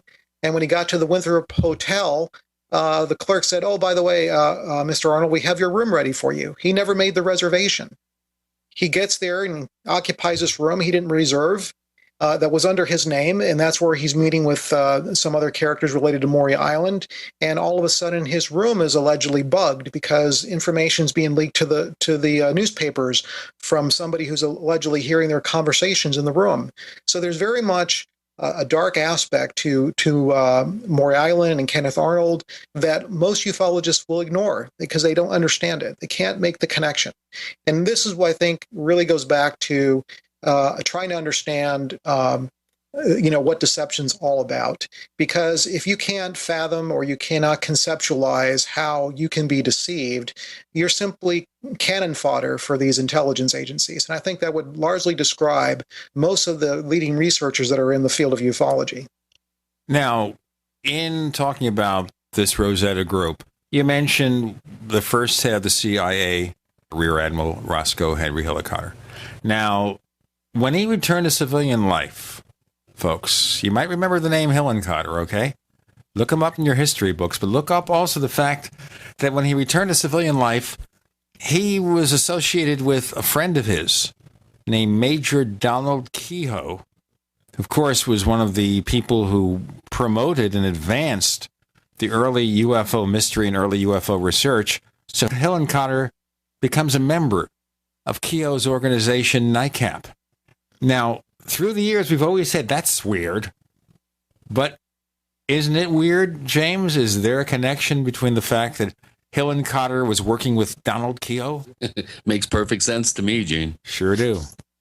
I think definitely there's a connection here. And if in the book, I describe some of the activities that surround Hillenkotter for a couple of reasons. One, in early 1946, even before the Ghost rockets started flying over Northern Europe, Hillenkotter was in charge of the USS Missouri. And he was given a very interesting task. He was to bring back to Turkey the body of the Turkish ambassador, some gentleman who passed away that prior year, and they were going to bring the body back, and this great fanfare that they were trying to basically say to the Turks, "We're your friends. Look what we're doing for you." What it really was about was trying to have a show of force in the Mediterranean during the early Cold War, telling the Russians, "Hey, stay away from Turkey, stay away from Greece. These are folks that we're very much allied with." Now, what I find very interesting is that when Hillenkotter in the USS Missouri was about to enter the Mediterranean, it turned out that he rendezvoused with Admiral Hewitt's ship outside of Gibraltar. And these two ships were side by side, I think it was like for a day. And even though, I have no evidence, my feeling is that there was something that happened when those two ships were docked next to each other. And I think actually what may have been a transfer of either deception or some of the paraphernalia I talked about that triggered the Ghost rockets, even some of the Loon missiles. There was some exchange of cargo. Again, this is very much hypothetical. I have no evidence to show, but it's just very curious that right after Hewitt returned back to Northern Europe in the ship, then we started seeing all this Ghost rocket activity happen. So Hillenkotter was involved in that from that point of view. But Hillenkotter was also, and a lot of folks don't know this, he was the naval attaché in France. He was in Paris, even before, or right after the fall of France. Obviously, he wasn't there, but he was very much involved with British intelligence there. He knew this other character named Dunderdale that I said was one of the James Bond models. He had a close relationship with him. And he shows up in all the right places at all the right times, even to the point where right after the Rosetta deception took place, lo and behold, he becomes the favorite person to then come back to the States and assume the stewardship of the CIA. He was the first director of the CIA.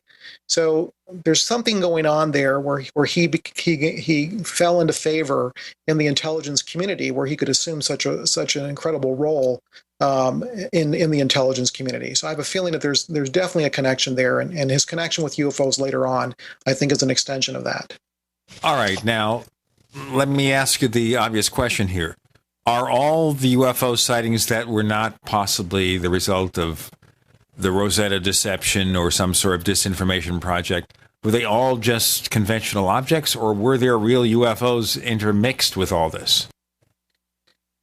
When you say real UFOs, are you meaning UFOs of terrestrial origin or extraterrestrial origin? Let's just say things that have no conventional explanation. Let's not go to extraterrestrial at this point. Just something that we can't explain but's real. Sure. Honestly, I can't tell you, and I'm not saying that every single UFO sighting in 1946 or 1947 had to be Rosetta or our intelligence community. Who knows? There are things out there in the universe we simply can't explain. There are mysteries that we can't explain. All I know is that in such a concentrated time frame, we had very strange things going on that, to me, fit more a Cold War intelligence operation than fit any sort of other explanation. Could there have been other things flying around the atmosphere? Sure. What they are, I don't know. All I know is that what I've been able to research and what I've been able to uncover here shows more of a terrestrial explanation. The book is The Rosetta Deception. James Carrion's got a lot more to tell you, and we'll have some questions from our listeners coming up with Gene and Chris. You're in the Paracast.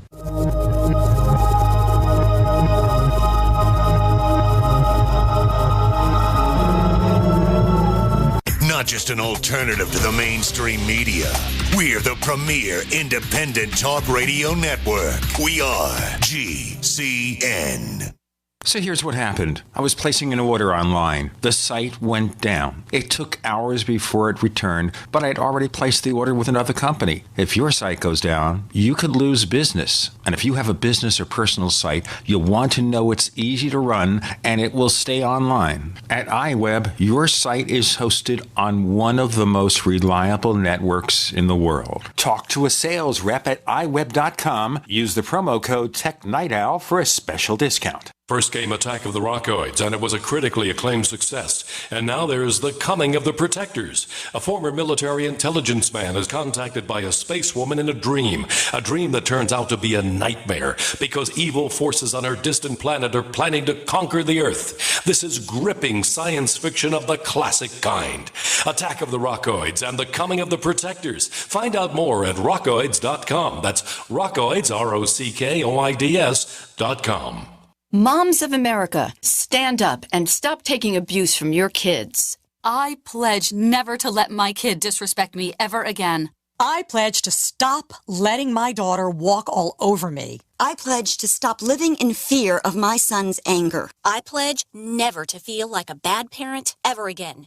Because I'm not. I pledge to stop letting my child's behavior control my home. I pledge to be a mom with kids who listen, a total transformation mom. I'm Janet Lehman, co-creator of the Total Transformation Program. We created the Total Transformation to help parents with difficult child behavior. Now I'm giving it away free. All you need to do is get the program and let us know how it works for you. We'll let you keep it for free. Call 1-800-256-7795. That's 1-800-256-7795. Call now. Call 1-800-256-7795. That's 1-800-256-7795. Ted Anderson telling you about Jordan Rubin's Beyond Organic Green-Fed Raw Cheddar Artesian Cheese featuring whole milk created through ancient dairy breeding, unpasteurized, untreated whole milk on the same farm the cows graze, containing natural sources of omega-3s, CLA protein, calcium, probiotics, and enzymes. I have never tasted cheese this good, and you need to try it. Contact your Youngevity distributor or call 877-878-4203 or go to gcnteam.com. Hi, this is Ted Anderson. Have you ever wondered why banks, stockbrokers, investment advisors won't talk about gold IRAs? They've been available since 1986, yet the financial industry won't recognize the value of gold for your retirement. Gold has outperformed paper investments, yet no word about IRAs. If you would like to have gold for your retirement, call 800-686-2237. Don't get left behind by rising inflation and low returns. Call 800-686-2237. Secure your future and call 1-800-686-2237. At 30dayfoodsupply.com, you can now purchase a one-of-a-kind product not available anywhere else. A meatless burger dry mix in 4 delicious flavors. With our new Oregon Trail Foods vegan burgers, all you do is add water and fry. They need no refrigeration. They're packaged in Mylar bags with an oxygen absorber for a long shelf life. They're non-GMO. They're gluten, soy, nut, and chemical-free, but they're loaded with flavor. And a good source of carbs and protein, yet low in sodium. Flavors include Italian, spicy Mexican, 6 vegetable, and black bean olive. Go to 30dayfoodsupply.com or call 541-229-0010 and order today. Eat them every day, take them camping, or save them for an emergency. Check them out at 30dayfoodsupply.com and click on the vegan burger icon. That's 30dayfoodsupply.com, where all of our products are produced in Oregon by Oregon Trail Foods. 30dayfoodsupply.com.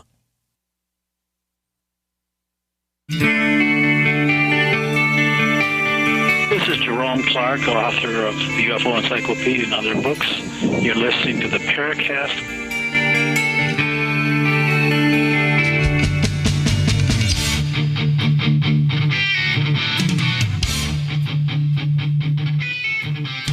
So we have the first director of the CIA working with NICAP and Donald Kehoe.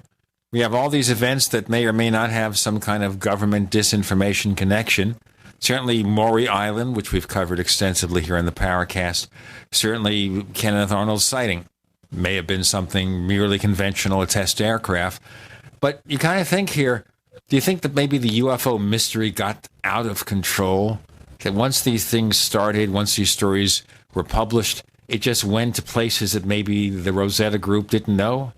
Oh, absolutely. I think it mushroomed out of control. And once it did, they really had no way to contain it. So they sort of been just riding along this wave of, I don't know how would you describe it, but basically just intense public interest. Exactly. What would modern Americana be without UFOs, or without a lot of the different things that surround UFOs? from the media to abductions and all these things that surround the whole field of ufology. But now, with abductions, I have speculated that some of the early abductions may have been mind control or drug experiments. I would say that may very well be. So I think that it may be part of this mushrooming, this inability to contain what started off as a myth that was created by mundane hands. I think we can actually see that, for example, even in the ghost rocket period, where I think that there were people in the military. Actually, this is documented fairly well. But there were people in the military that maybe thought. I'm talking about the British military, that thought that there was something extraordinary to these rockets. Again, I'm not saying extraterrestrial, but maybe a technology that was German, very highly advanced. And there was even, R.V. Jones has this very well documented in his book, where he describes where they recovered some fragments of an alleged ghost rocket. And when they sent it off to this British institution to be tested, the British scientists came back very excited, saying, "Oh, we found elements that were unique, that don't exist on Earth." And he said, "Well, have you tested them to see if they're just regular coal?" And they said, "Oh, we didn't think about organic material." So they turned around and tested it and turned out to just be a regular lump of coal. So we have, scientists who tended to make these leaps of faith because they wanted to believe that it was something extraordinary. We see that, for example, in the modern day UFO era, where we have this alleged estimate of the situation that the Air Force created and sent up the channels to General Vandenberg before it was kicked back down and burned, saying we think these are of extraterrestrial origin. So these are folks, again, that could have been in the military at the time, but not in on whatever deception was going on. And of course, they can make these leaps of faith and these grand leaps of fascination.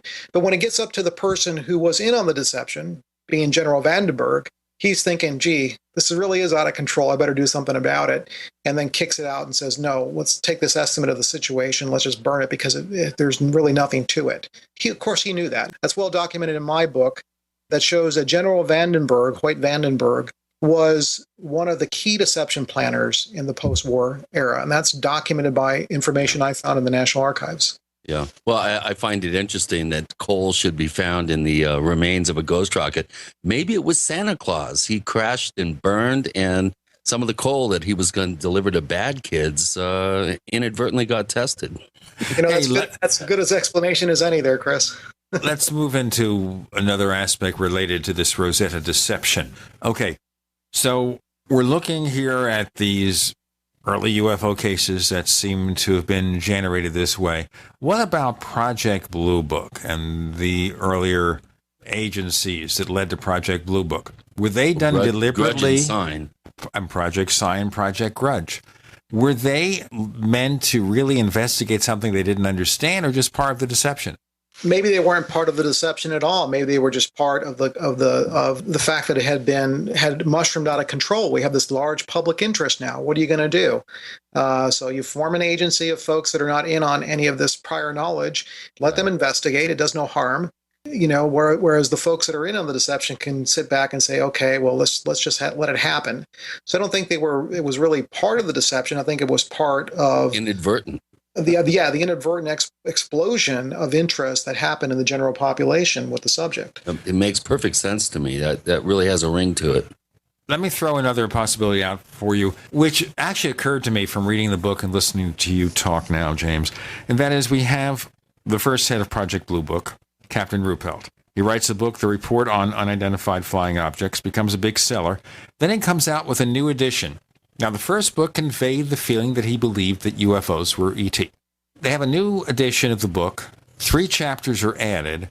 And famously, in the final chapter, he says, when asked whether he believes in UFOs, if they're real, unusual things or spaceships, he says, "I'm positive they are not."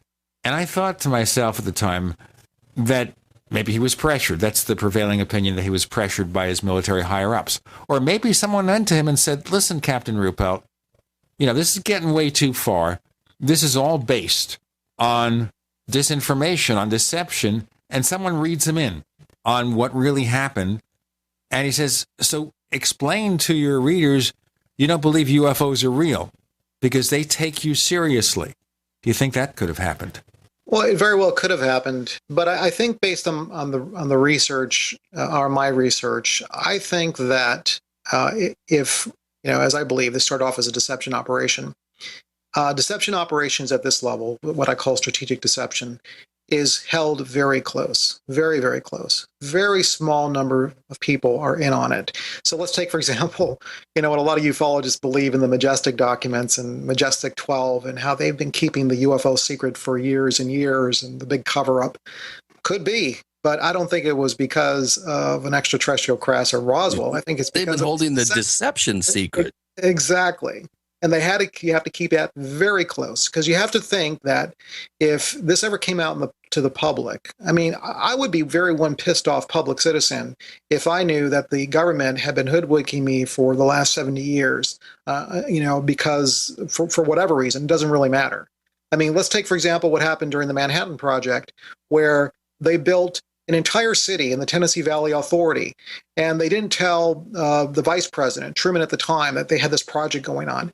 The cover-up around that, the secrecy around that, people could understand because it was wartime. But one thing they did very intelligently is after they dropped the atomic bombs on Japan, is they came out with this complete report that said, hey, sorry we did this. We had to do it for wartime secrecy reasons. Here's what the atomic bomb is about, blah, blah, blah. They came out and they were honest to the American public. But this is something that mushroomed out of control, and they could not come out and be honest about it early on. It kept getting worse and worse until here we are 70 years later. And, to come out with the truth now that, hey, we pulled the wool over your eyes and we were the folks that created this myth to begin with. I think they see more cons than pros to doing that. Yeah. Number one, nobody would believe them because it's become such an entrenched cultural meme that even if they came out and said, hey, it's been all us, everyone, within the true believer crowd would think that they're trying to, claim credit for something that everyone has taken for granted as being ET all these decades. Sure, it would be a cover-up to the cover-up, where, so it was, basically what they say the whole Project Mogul thing was about around Roswell. We were trying to protect that, so we came out with the story. The true believer is not going to believe it. You're exactly right. Their mind is so made up, their belief system so well entrenched, they're simply not going to believe it. And so I think that, the forces that be out there in the intelligence community, they know that. They know that people would rather believe than actually understand the truth around it. Yes, let's get back to Roswell. Okay. You broached the subject. Okay, yes, the R word.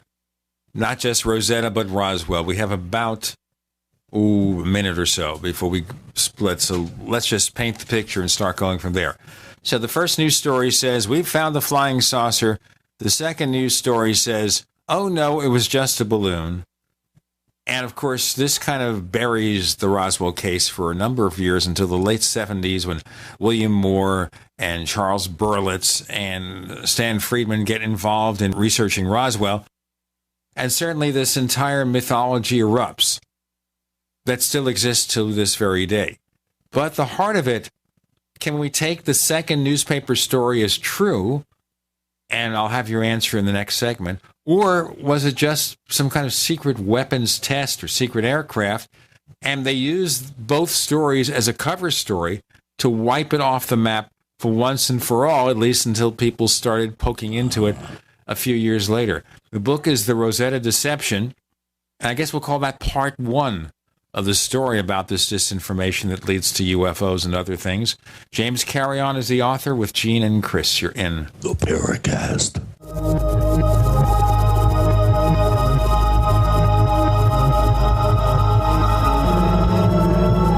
UnseenNow.com, proud sponsor of GCN. Unseen Now's unparalleled encryption tools keep your communications secure. GCN.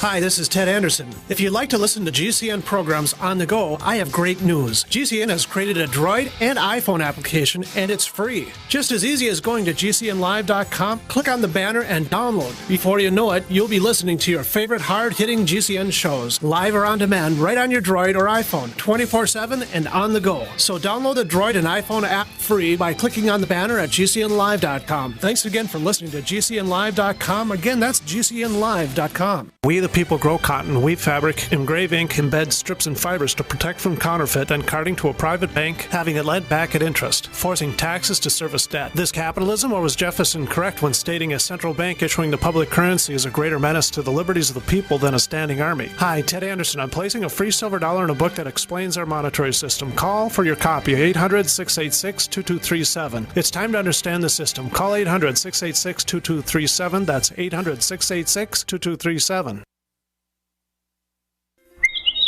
Springtime is save big time at Herbal Healer Academy. Long-term customers know spring is the time to stock up at herbalhealer.com. And for new customers, welcome to the web's best place to save on vitamins, minerals, and more. Log on for spring specials, including our 500 parts per million colloidal silver, all sizes on sale. Choose from Herbal Healer's great variety of weight loss products like apple cider vinegar, Hoodia and Metabolic Complex, and Pro Metabolic, all on sale now. Also, the Anti-Parasite Intestinal Freedom and Warwood Plus Complex, plus Stevia Liquid Sweetener and the Super Enzymes, all on sale for spring at herbalhealer.com. As always, we offer certificate correspondence courses in natural medicine. Enjoy same-day shipping and free online newsletter. Log on now to herbalhealer.com and click on Spring Specials to save big with our nation's leader in supplying quality natural medicine and education since 1988, Herbal Healer Academy.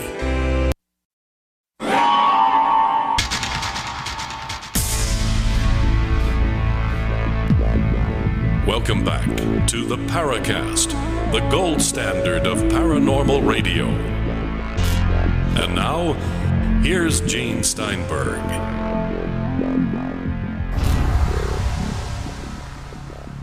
Our final four segments of the Paracast with James Carrion, author of Rosetta Deception.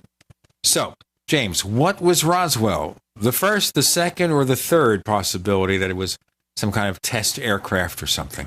I don't think it was a test aircraft at all. I think it was part of a further future deception operation that happened in 1947, related to the first that happened in 1946. If you read my book, you'll find a very interesting story about an Austrian scientist by the name of Eugene Sanger. And what this gentleman did is he was working on behalf of the Germans during the war. He had developed this concept for what he called the America bomber. And what this craft was supposed to do was to launch off a sled track that was a couple miles in length. It would basically zoom into the atmosphere, and then when it came back down on a ballistic reentry, it would bounce off the atmosphere again and have further forward motion, and it could keep having this bounce effect until it reached its destination, which he envisioned as being the United States, where he was going to drop basically what was a dirty bomb. And on American cities. This was something that was very much believed to be possible at the time, even though we now know that it probably wouldn't have worked.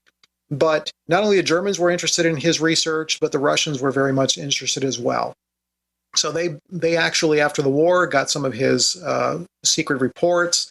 Stalin himself was so enamored of this concept, because remember, he didn't have the bomb at the time. He didn't have an atomic capability.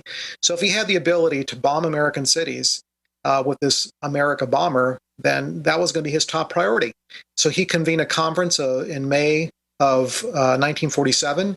It just so turns out that, June of 1947, we have all of a sudden this UFO. Remember, back then it wasn't a UFO. It was a flying saucer, because it was described as skipping over like a stone on water, which is exactly how the American bomber was described as doing on the atmosphere. So it's just, to me, too convenient that we have, Stalin super interested in this new futuristic weapon that was skipped across the atmosphere like a stone skips across water, and all of a sudden we have stories of a flying saucer that exhibits similar behavior. So I think there's the tie-in to the deception, where we are trying to convince the Russians, hey, what you want, we have. And not only do we have it, we're experimenting with it. And that led, for example, I think to Roswell, led to Maury Island. It was all surrounding trying to convince the Russians we had something they did not. Well, that kind of leads us to one of our listener questions. This one comes from Fedora Chronicles, who posted his question at forum.theparacast.com. Since we're talking about Roswell, he asked, tell us about your thoughts on Roswell. I'm on the fence because I believe the UFO crash could have been a cover-up of a real crash of a flying wedge or wing that the military was testing that was based off technology taken from Germany during Operation Paperclip. Or it was really an alien spacecraft. He wants to know, first of all, which theory do you subscribe to? And I think we kind of know where you're going to go with it. But what he wants to know is, do you think that there's a possibility that some sort of secret technology got out of control or out of hand, and then they had to cover that up? I don't believe that at all. And I'll tell you why I think that theory, to me, is just complete rubbish. Let's take, for example, what happened. All right, so we have this alleged crash of this UFO outside of Roswell, New Mexico. And who blabs to the press? It's the 509th Bomb Group that puts out a press release. That, on its face, is the most ludicrous thing I have ever heard in my life. Because who is the 509th Group? They're the same folks that dropped the bombs on Japan. They're the same folks that in 1946 dropped the bomb over Bikini Atoll. These are the folks that were of the highest caliber, the most intelligent, the folks that had to be highly trusted because we're dealing with, the Manhattan Project and all this atomic weaponry. And they're the folks that are so well indoctrinated in keeping things secret. It makes no sense that they're going to put out a press release if they uncover any technology. That by itself is what actually, I think, more than anything, led me on this journey to try to understand what surrounded Roswell and Kenneth Arnold and Maury Island. Because as a person who's been in the military, who's had a top secret clearance, you keep your mouth shut. You don't go out there and put out a press release if something happened to crash that was of important national security use. You simply don't do that. I have another question here. This one comes from Bonaventure, who's been a longtime poster at forum.theparacast.com. He doesn't come out and ask very many questions, but he came out for you, James. And he wants to know if you think the UFO mystery is largely the creation of the military and the security agencies. Absent deliberate deception, does any evidence remain that points to an extraterrestrial visitation? Well, I can tell you that my belief is that what the activity surrounding 1946 to 1947 was, from my point of view, a strategic deception operation. So definitely involving military intelligence agencies. But then that's a very interesting question, because this is where we get into the bucket argument. What I call the bucket argument is that people that are believers or that truly believe in UFOs and extraterrestrial visitation, they want to have one bucket of evidence. Everything gets thrown into this bucket, right? From the building of the pyramids to the Foo Fighters to ghost rockets to Roswell to you name it, it all goes into one large bucket. And if you try to take anything out of that bucket, well, no, you can't, because all the other stuff in the bucket means it's extraterrestrial or there's proof there. And I think that is not the way to approach the subject at all. I think you have to compartmentalize your research. I think you have to focus on your research into certain discrete cases and discrete timeframes. And really, you can't just pile up the evidence and say it all makes sense altogether. It simply doesn't. Because I'll be honest and tell you that I believe that there's life out there in the universe. I think the possibility of life not being out there is absolutely nil. Statistically, there is life out there on other planets. The question is, have they arrived here, either today, in the near past, or in the very distant past? It's very plausible that we had alien visitation way back whenever. Or it could be very plausible we have alien visitation today. So I'm not saying that that's not a possibility. I'm not saying that at all. What I am advocating is that the early days of UFOs, the modern day UFO era, 1946, 1947, that time frame, I don't believe had anything to do with extraterrestrial visitation. We have another question from Burnt State, who's one of our very active posters at forum.theparacast.com. And first of all, he compliments you on your website and all the great newspaper articles that you've dug up that report on the whole ghost rocket phenomenon.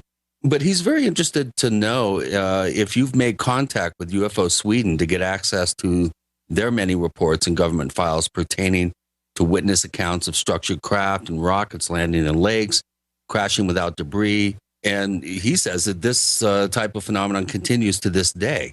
What do you think of their findings? And are you aware of their upcoming documentary on the ghost rocket phenomenon? I did come across their website and their discussion of this upcoming documentary. And I have not looked at their archives. In fact, I addressed it in my book. It's one of the areas I would really like to dig more into. It's been sort of an obstacle based on where the archives are at and the fact that I know absolutely zero Swedish. So there had to be some sort of translator involved. But what I did find out that I think was very helpful in my research was there was in 1946, one of the ghost rocket sightings that made the newspapers all over the world had to do with the alleged collision of a ghost rocket with a military plane, a Swedish military plane, where 3 Swedish flyers died. Now, this made the newspapers everywhere, and a lot of ufologists point to it, say, oh, it was a real phenomenon, look what happened, there was this collision. But then what the Swedish researchers from the Swedish UFO organization dug up in government archives is that crash of that plane had nothing to do with the ghost rockets. It was made up. So part and parcel of this deception I'm talking about. So that gave me some confirmation of that time period. I don't know what goes on today in Sweden, and I really can't speculate. But I do know that back during that time frame, there's a lot of eyewitness testimony. There's a lot of alleged testimony around Roswell. And again, this goes back to deception. When you're dealing with deception, right, the fact that you're deceiving the public means that the public's going to report what they see. They're going to be honest about it. That doesn't mean the deception did not occur. It just simply means they're not in on the deception. It's the Rosetta Deception, the name of the book. The guest is James Carrion with Gene and Chris. You're in the Paracast. Neighbors, are you tired of dealing with a slow web hosting provider? Well, check out A2 Hosting and their screaming fast Swift server platform. They even have SSDs that load pages 300% faster than the competition. Ready to give your site a speed boost? Well, tell you what, neighbors, head on over to a2hosting.com. That's A2, that's the number 2, a2hosting.com. Check out their Prime hosting account. And get this, neighbors, they're even giving you an exclusive 25% off discount for all our listeners. 25%. And remember, their Guru Crew support team is standing by 24/7, 365 days a year to answer any of your questions. Now, to get the discount, use the coupon code GENE when you check out. On the average, Americans work between 45 to 50 years, hoping to build up enough wealth to retire and live out their golden years. Unfortunately, with taxation, the rising cost of food, energy, housing, and medical, many retirees are forced to live below the poverty line. Is this a flaw of free enterprise, or is our monetary unit we call the Federal Reserve Note forcing us into perpetual debt, ensuring inflation and higher taxes? These questions and more can be answered by reading G. Edward Griffin's book, The Creature from Jekyll Island. Congressman Ron Paul states it's what every American needs to know about central bank power. A gripping adventure into the secret world of international banking cartel. Hi, this is Ted Anderson. I will give a silver dollar from the early 1900s to anyone who purchases this book. Call 1-800-686-2237 and order a copy today. It's critical that the public be made aware of the system. Call and order your copy today at 1-800-686-2237. That's 1-800-686-2237. Question: could too many GMO foods and toxins be overloading your digestive and immune systems? Answer: yes. If you're searching for a powerful detox that's gentle enough to use every day, use Pro EM1 from Terraganics. Pro EM1 is a powerful liquid probiotic that uses good bacteria to suppress pathogens and gently eliminate toxins from your body. A healthy digestive system will cleanse and remove toxins, support weight loss, improve absorption of food nutrients, and aid in controlling yeast and other infections. Pro EM1 is made with only non-GMO and certified organic ingredients, has no preservatives, and is dairy, soy, wheat, and gluten-free. Pro EM1 is the key to your digestive health. Order Pro EM1 Daily Probiotic Cleanse at Teraganix.com, spelled Teraganix.com, or call toll-free 866-369-3678. That's 866-369-3678. Also available through Amazon Prime. Pro EM1 from Teraganix. Life's getting better. If you need to say happy birthday, happy anniversary, thank you, or simply I'm thinking of you, ProFlowers.com is the key. ProFlowers has stunning bouquets, like the best-selling 100 blooms for $19.99. Plus, ProFlowers will include a glass vase for free. Sending someone a wonderful surprise of beautiful flowers sent fresh from the fields is easy. Choose the bouquet you like, pick the delivery date, and each order is 100% guaranteed. Plus, all bouquets from ProFlowers are guaranteed to last at least 7 full days. Beautiful, fragrant flowers, picked fresh and sent to your loved one for lasting enjoyment. To get this incredible savings and send someone 100 gorgeous blooms with a free vase for $19.99, go to proflowers.com, click the blue microphone in the top right corner, and enter code PLOW. That's proflowers.com. Click the mic and enter code PLOW. We'd like to hear from you.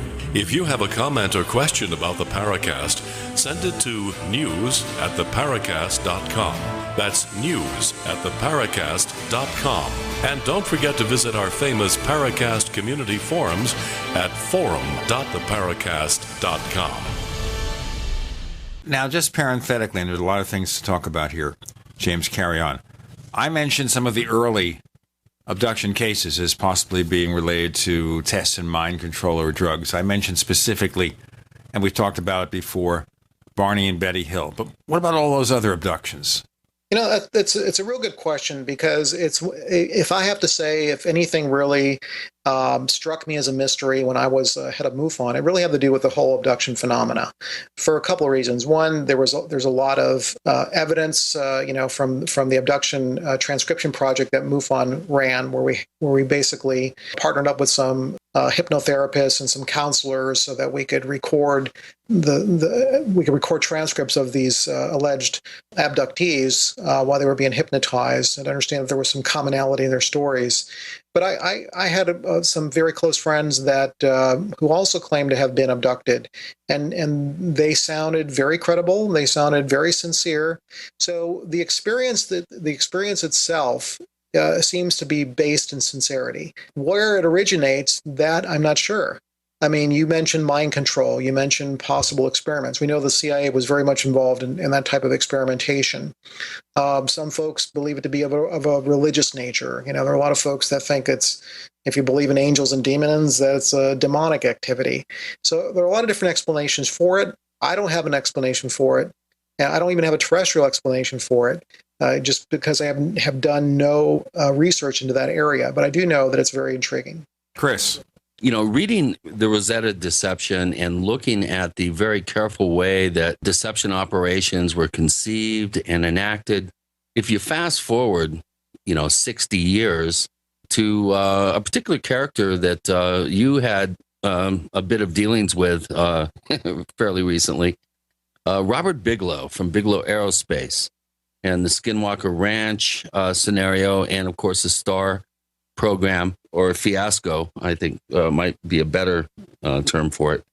Do you think that the intelligence operations have become so fine-tuned that they can literally run roughshod over any sense of an ET involvement, or use that ET involvement scenario as a cover for very real deceptive practices by the military, a la Skinwalker Ranch, for instance?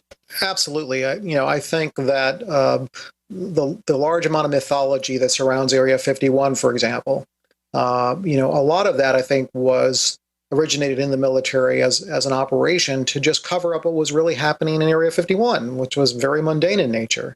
So I think that the intelligence establishment, the whole intelligence establishment, uses the phenomena, uses the mythology, uses the subject to cover up any number of mundane operations. I found that my involvement with Robert Bigelow and the Skinwalker Ranch, the fact that I basically paid my own way to go there and was refused entry on the ranch, that lack of transparency tells me that there's something else going on. I'm sorry, this whole subject is so muddied already. What you don't need is more cover up, more deception, more obfuscation. And when I started seeing that in the whole MUFON-Bass relationship, that's when I started to question, what's really behind all of that. And I voiced my opinions to the board and all of this history after that because, they went behind my back and renegotiated that contract. So the bottom line being that I think this is very well known. If you think you can dance with these intelligence agencies and they don't want you to dance with them, you're never going to dance. The bottom line is there will be a way where you'll end up on the outside of that. So I think there is a very, very interesting dance happening between ufology and the intelligence organizations that have more to do with what the goals of the intelligence agencies are than a cover-up of extraterrestrial visitation. So what about MUFON in general? Do you think that organization is a bunch of sincere civilians trying to find out what's going on, or something that's advancing the disinformation?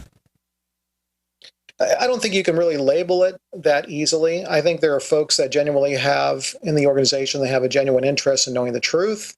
I think there are folks in the organization that are very much true believers, and they discard a lot of evidence presented to them. I think I am disillusioned and very much have fallen out of favor of MUFON just from the point of view of they've lost their way. Their motto is the scientific investigation of UFOs, and you would be hard-pressed to find anything that resembles science in that organization. I think that's reflected in this recent these shows that they're doing on Discovery Channel. It's almost embarrassing to watch, to see MUFON actually lower themselves to repeating mythology and repeating folklore and repeating outrageous allegations and not sticking to what they should be sticking to, which is pure science. I was just going to ask you what you thought of the show Hangar One and using very, very tenuous sort of pop culture versions of events, like, for instance, the whole story of Nixon taking Jackie Gleason down to Florida to show him alien bodies. Well, for the young person that wants to get involved in ufology, really has altruistic motivations to get to the bottom of this whole thing. Kind of the way I was early on in my life when I looked at these subjects. I mean, what do you tell someone like that? How can the average person who's getting involved in this for the first time, how can they separate signal from noise? How can they differentiate between deception and what are obviously real events? I think that we're dealing with real events on some level. However, I agree with you. There's probably a good chance the majority of events that people are experiencing have a very prosaic and mundane explanation. What would you tell a young person getting involved in this morass of a field as a neophyte? Well, I would say, based on my years of exposure, is don't focus on the signal. Focus on the noise. There's a lot to be learned from the noise. It's almost, I've said this quite a few times. The absence of evidence is as telling as the presence of evidence. So if you go into this field with an open mind, you put aside your beliefs, you really look to see why there's so much noise surrounding this field. Pay attention to the noise. Pay attention to the characters that are in the field. Make sure that you check their sources. Make sure you check every single fact. You better be a fact checker, because if you're not a fact checker, you're going to be at the recipient end of disinformation, hoaxes, and just being led down the primrose path that a lot of ufologists find themselves. So the bottom line is, go out there with a sincere desire to know truth and to learn truth, no matter how hurtful that truth may be, even if it hurts your own beliefs. Look for that truth. Well, the obvious question I think many of our listeners would want Gene or myself to ask you is, are there any cases that are truly unknown that you feel could indicate some sort of presence that is beyond the capabilities of our own military intelligence operative deception, this sort of scenario that we've been talking about. What are your favorite truly high strange cases? You'll answer that in the next segment, I hope. James Carrion joins us with Gene and Chris. You're in the Paracast. GCN, proudly sponsored by UnseenNow.com. Find out how to stop Big Brother in his tracks at UnseenNow.com. This is GCN. Graphic Converter is the image manipulation tool for the rest of us. It does not use any database. You get full control of all your files. Want to view the images of a folder? Drag it into Graphic Converter and a powerful browser opens up to show your image files. You could use it for slideshows. You could use it to import images from digital cameras or from scanners. Need to do some image editing? You can do that too in Graphic Converter. Also print catalogs. Convert from so many formats I can't even list them. Download now to see if Graphic Converter is good for you, like 1.5 million other users. Guess what? You could save money when you buy Graphic Converter. Use the coupon code Night Owl. Use the coupon code Night Owl to get a special price for Graphic Converter. Go to lemkesoft.com. That's LEMKEsoft.com. Lemkesoft.com. LEMKEsoft.com. Ouch! My back is out again. Hi, Dr. Ortman with Wellspring Spinal Care. If you're experiencing neck, mid, or lower back pain, this information is for you. One of the complaints that I hear is patients receive their typical adjustment, only having to repeat them as the pain returns. Putting the bones back in place is only half of the battle. At Wellspring Spinal Care, we have the entire solution. We use the NUCA approach, utilizing three-dimensional x-rays and gentle touch technology to deliver specific correction. We then design a custom nutritional supplement program which provides essential nutrients targeting the areas of concern. With a NUCA approach and proper nutrition, you'll be on your way to a faster and more permanent recovery. To get you on the road to wellness, visit drortman.com. That's drortman.com, or call us today, 952-303-9124. That's 952-303-9124. Wellspring Spinal Care, chiropractic done right. Got a simple question for you. Can you sell? Yes? Okay. Can you sell the intangible? If yes, and you'd like to work 9 to 5, Monday through Friday, with no overtime, no weekends, if you're passionate about not closing sales, but about opening relationships, if you truly have a desire to serve global clients who need your advertising expertise, and you're local to the Twin Cities and Burnsville, are hardworking, self-driven, with experience in sales, marketing, or advertising, are personable and a whiz on the phone, GCN wants to talk with you right now. GCN, the Genesis Communications Network, is one of the largest independent talk radio networks in the world, and we're hiring right now. We offer benefits and an excellent commission structure. Experience preferred, but we'll train the right person. Is that you? Submit your resume today to advertise@gcnlive.com. Again, that's advertise@gcnlive.com. Come work with the Genesis Communications Network, an equal opportunity employer. Moms of America, stand up and stop taking abuse from your kids. I pledge never to let my kid disrespect me ever again. I pledge to stop letting my daughter walk all over me. I pledge to stop living in fear of my son's anger. I pledge never to feel like a bad parent ever again. Because I'm not. I pledge to stop letting my child's behavior control my home. I pledge to be a mom with kids who listen, a total transformation mom. I'm Janet Lehman, co-creator of the Total Transformation Program. We created the Total Transformation to help parents with difficult child behavior. Now I'm giving it away free. All you need to do is get the program and let us know how it works for you. We'll let you keep it for free. Call 1-800-256-7795. That's 1-800-256-7795. Call now. Call 1-800-256-7795. That's 1-800-256-7795. Hi, this is Nick Pope. You're listening to the Paracast. The Paracast with Gene and Chris, talking to James Carrion.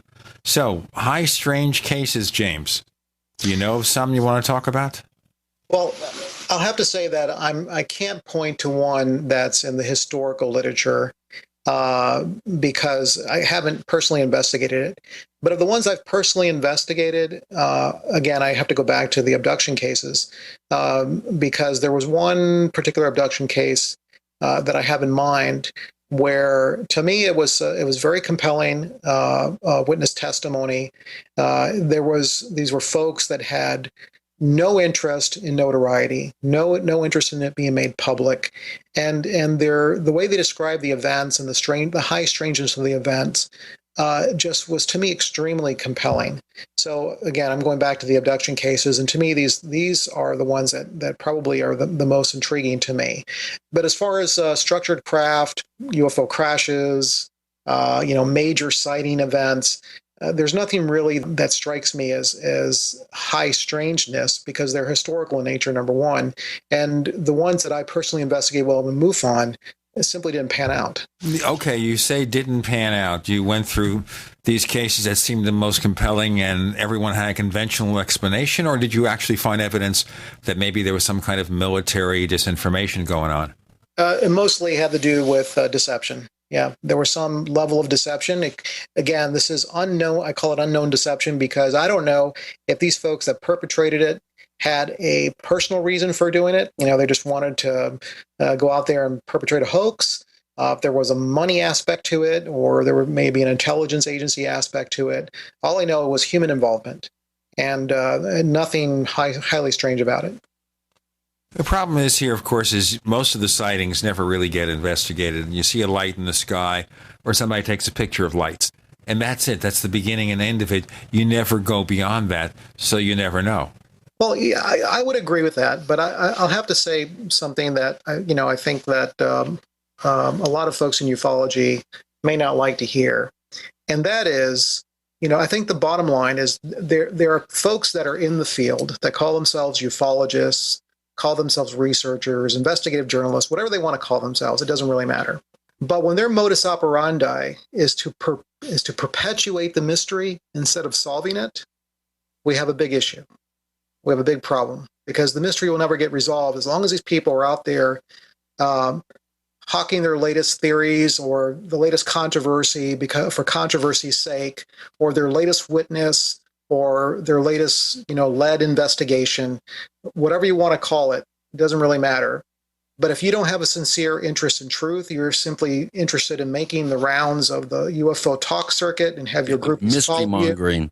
Exactly. You're part of the problem, not part of the solution. Well, do you have a short list for us? Any particular individuals that you'd like to single out? Yes, my short list is just pick any UFO conference out there and grab the speakers that are there, and that's my short list. Oh my God, no! I go out there and speak. Uh-oh, that's a broad brush.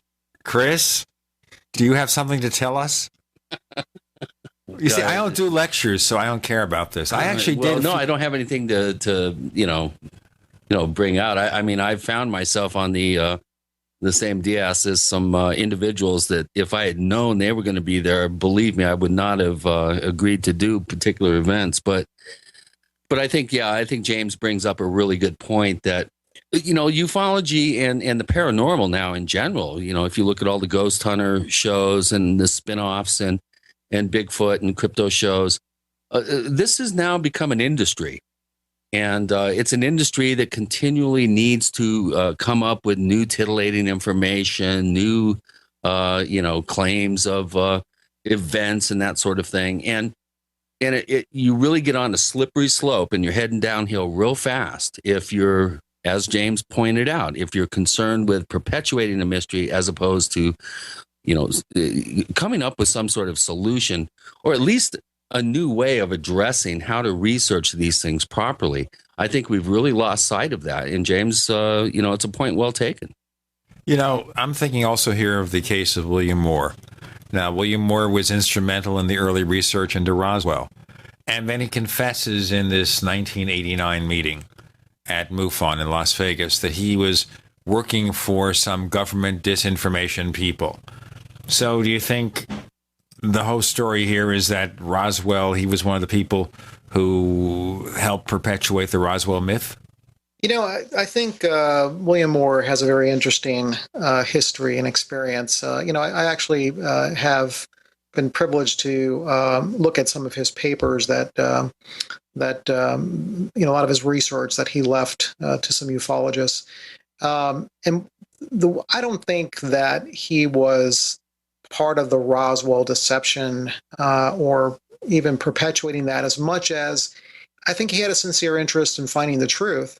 But he found himself the same place a lot of ufologists find themselves, and that is cultivating the inside source and thinking that if they get close to this inside source, this alleged government insider, to they're privileged in some way, and one, they can somehow they can win over their insider to tell them what the real truth is. So they're out there fishing for something, but at a high cost. And in this case, it was being, actually willingly participating in disinformation campaign. So the problem is that, you try to sell your soul to the devil, as what I'll say, you're going to end up on the losing end every time. You'll be discredited. People won't listen to you. They won't look at your research for what it really is. And honestly, I feel for William Moore, because I really believe that he was a person who really wanted to know what was happening out there, and just got too close to an insider who used him. Maybe that would be a better way to say it. At least he came out and admitted the fact. Of course, it destroyed his credibility in the UFO field, so it didn't serve anyone's purpose. Or did it? I don't think it served. Obviously, didn't serve his purpose. That's for sure. Even though a mea culpa is a lot better than being in permanent denial. Right, I would agree with that.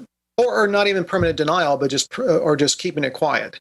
There are certain things that happen in the UFO field where people are doing things they shouldn't be doing, and they're keeping it quiet. And I mean, like, for example, this involvement with Bigelow and Bass, and some of the things that went on around that. There has to be a very much a large amount of transparency when you're going to be involved in something of this nature. You can't hide anything. So, for example, when Bigelow hid the source of his funding and would only reveal it to John Schuessler on the MUFON board, that lack of transparency really rubs me the wrong way. That tells me there's something's being hidden for a certain purpose, and I don't want to be involved in that. Right, and John Schuessler is also, at the time, was on the National Institute for Discovery Sciences board as well. So a little bit of a conflict of interest, at the very least. Exactly, but it goes back to, when you think you can cultivate the inside source and get somewhere, you really end up nowhere.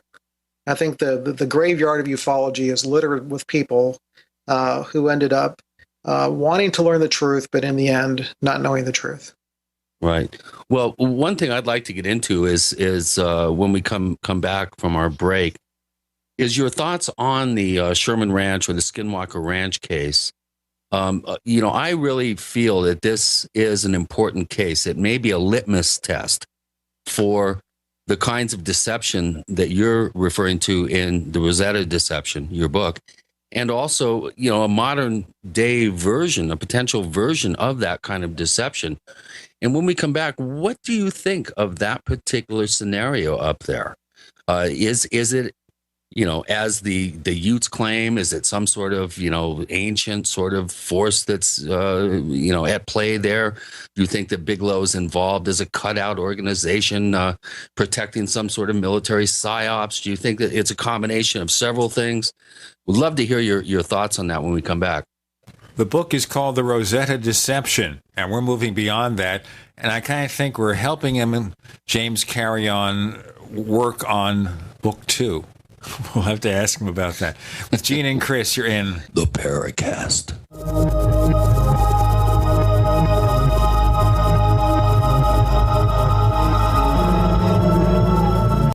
Free from the shackles of corporate America, we're the place for independent thinkers. GCN.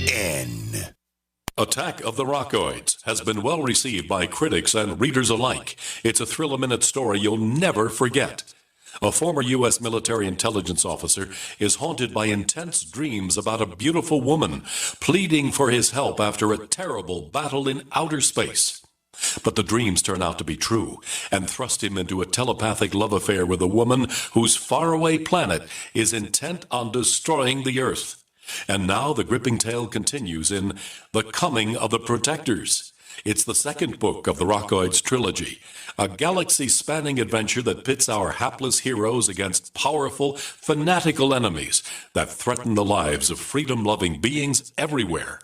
Attack of the Rockoids and The Coming of the Protectors. Classic science fiction at its best, available now. For more details, visit rockoids.com. That's ROCKOIDS.com. A sudden change in the wind. The day grows dark as ominous clouds move in and lightning begins to carve arcs in the sky. And you realize you are not prepared. I am telling you to take cover. The number of intense storms is increasing exponentially in the U.S. Tornadoes, hurricanes, flooding, and droughts are happening with greater magnitude and frequency. If you are choosing to rely on the government to save you, And no one's coming to help them. you could be dead wrong. The first step towards self-reliance in the face of disaster is a visit to MyPatriotSupply.com. There you'll find the absolute best prices on storable foods, non-GMO seeds, emergency water filtration devices, and so much more. All orders over $49 qualify for free shipping in the lower 48. Visit us online or call 866-229-0927. That's 866-229-0927 and speak to one of our preparedness advisors today. Remember, before it's time to survive, it's time to prepare. MyPatriotSupply.com. At 30dayfoodsupply.com, you can now purchase a one-of-a-kind product not available anywhere else. A meatless burger dry mix in 4 delicious flavors. With our new Oregon Trail Foods vegan burgers, all you do is add water and fry. They need no refrigeration. They're packaged in Mylar bags with an oxygen absorber for a long shelf life. They're non-GMO. They're gluten, soy, nut, and chemical-free, but they're loaded with flavor. And a good source of carbs and protein, yet low in sodium. Flavors include Italian, spicy Mexican, 6 vegetable, and black bean olive. Go to 30dayfoodsupply.com or call 541-229-0010 and order today. Eat them every day, take them camping, or save them for an emergency. Check them out at 30dayfoodsupply.com and click on the vegan burger icon. That's 30dayfoodsupply.com, where all of our products are produced in Oregon by Oregon Trail Foods. 30dayfoodsupply.com. We live in a complicated society. Stressful issues are always popping up. Have you ever been treated unfairly by someone? Have you ever been overcharged for a repair? Have you ever signed a contract or a document? Worried about identity theft? How many times have you been in those unique situations where you just wanted to call an attorney to find out if you're right or wrong, or what your legal rights are? But every time you think about calling an attorney, what do you think about first? That's right. Who do you call, and how much will it cost? Our friends at Legal Shield have found a solution. With a nationwide network of 6,900 attorneys who average 19 years of experience, Legal Shield's law firms take over 40,000 calls per week helping their members. For less than $20 per month, you can have access to Legal Shield on everything from the trivial to the traumatic. Let Legal Shield stand up for your rights at lsprotection.com. That's lsprotection.com. Or call 855-340-SAVE, 855-340-7283. Results will vary from case to case.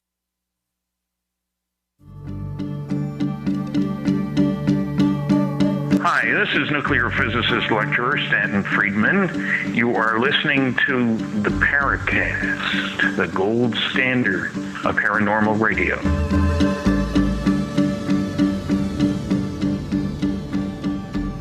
James, carry on. Before we ask you about a possibility of book 2 here, which seems to me inevitable, it has to come. You have to do it, man.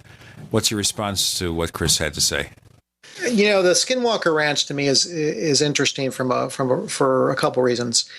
To me, the mythology, I'll call it mythology because I don't think what's written in the book is accurate. This is based on personal investigation when I went there and was denied access to the ranch, and then finding out that the brother of the original owner of the ranch, before it was sold to Bigelow, was very adamant in saying that nothing paranormal or strange nature happened while his brother was owner of the ranch, because he knows this because he was on the ranch many times. So I think there was a mythology built around that, in the same way that a mythology gets built around a number of different cases that end up on the silver screen as a true story. So, it kind of irks me when I go into a movie theater now and the opening scene of the movie, it says based on a true story, because that tells me that somebody's going to embellish the tale and they're going to sensationalize it. And sure enough, you find out years later that the tale was embellished, or something else was added to it to sell books or sell movies or whatever. And to me, that's what the Skinwalker Ranch really sounds to me, based on my personal investigation. When I went there and did investigation around the ranch and talking to a lot of folks that lived around the ranch, there was more alleged strange things going on 20, 30 miles away than there was happening on the ranch itself. So there's a mythology that was being built up. Why was it being built up? I think it had somewhat to do with, the mythology surrounding Area 51. Somebody wants to continue that mythology. The same way that the mythology is continued around Dulce, New Mexico, and underground bases, and a lot of the stuff that we hear about that really has no substantiation. Just because a billionaire owns a ranch and a book is out there written by, folks that allegedly were on the ranch, doesn't make it true. Well, do you want to amplify your answer? So do you think it's all just smoke and mirrors and there's no truth to any possible high strange claims of high strange activity there? I can answer that if they'll let me take my camper down there and let me stay on the ranch for a week. Well, one thing I must mention, James, is I did go up to the ranch before the publicity bandwagon kind of set sail. And I really did feel that Terry was very upfront with me. I did not get any sense of subterfuge from him. He seemed legitimately concerned about the safety of his family. And so there was enough there for me to, kind of get a sense that there was something very strange going on there. What it was, he didn't know. And, to this day, I don't know. It's a very complicated scenario. But the Uinta Basin, as you pointed out, has a lot of activity going on around the ranch and in the region there. And there's documentation that goes back decades. What would be the motivation for some sort of military psyops program vis-a-vis using Bigelow and NIDS or Bass as a front cutout sort of organization? What would be the motivation to have the focus being placed on the ranch? I'm not sure. I know that there was some discussion of testing of non-lethal weapons there. That was a rumor. I'm not sure how true the rumor is. But if there's a particular weapon that can stimulate a part of the brain that causes fear, it would be a good way to test it there.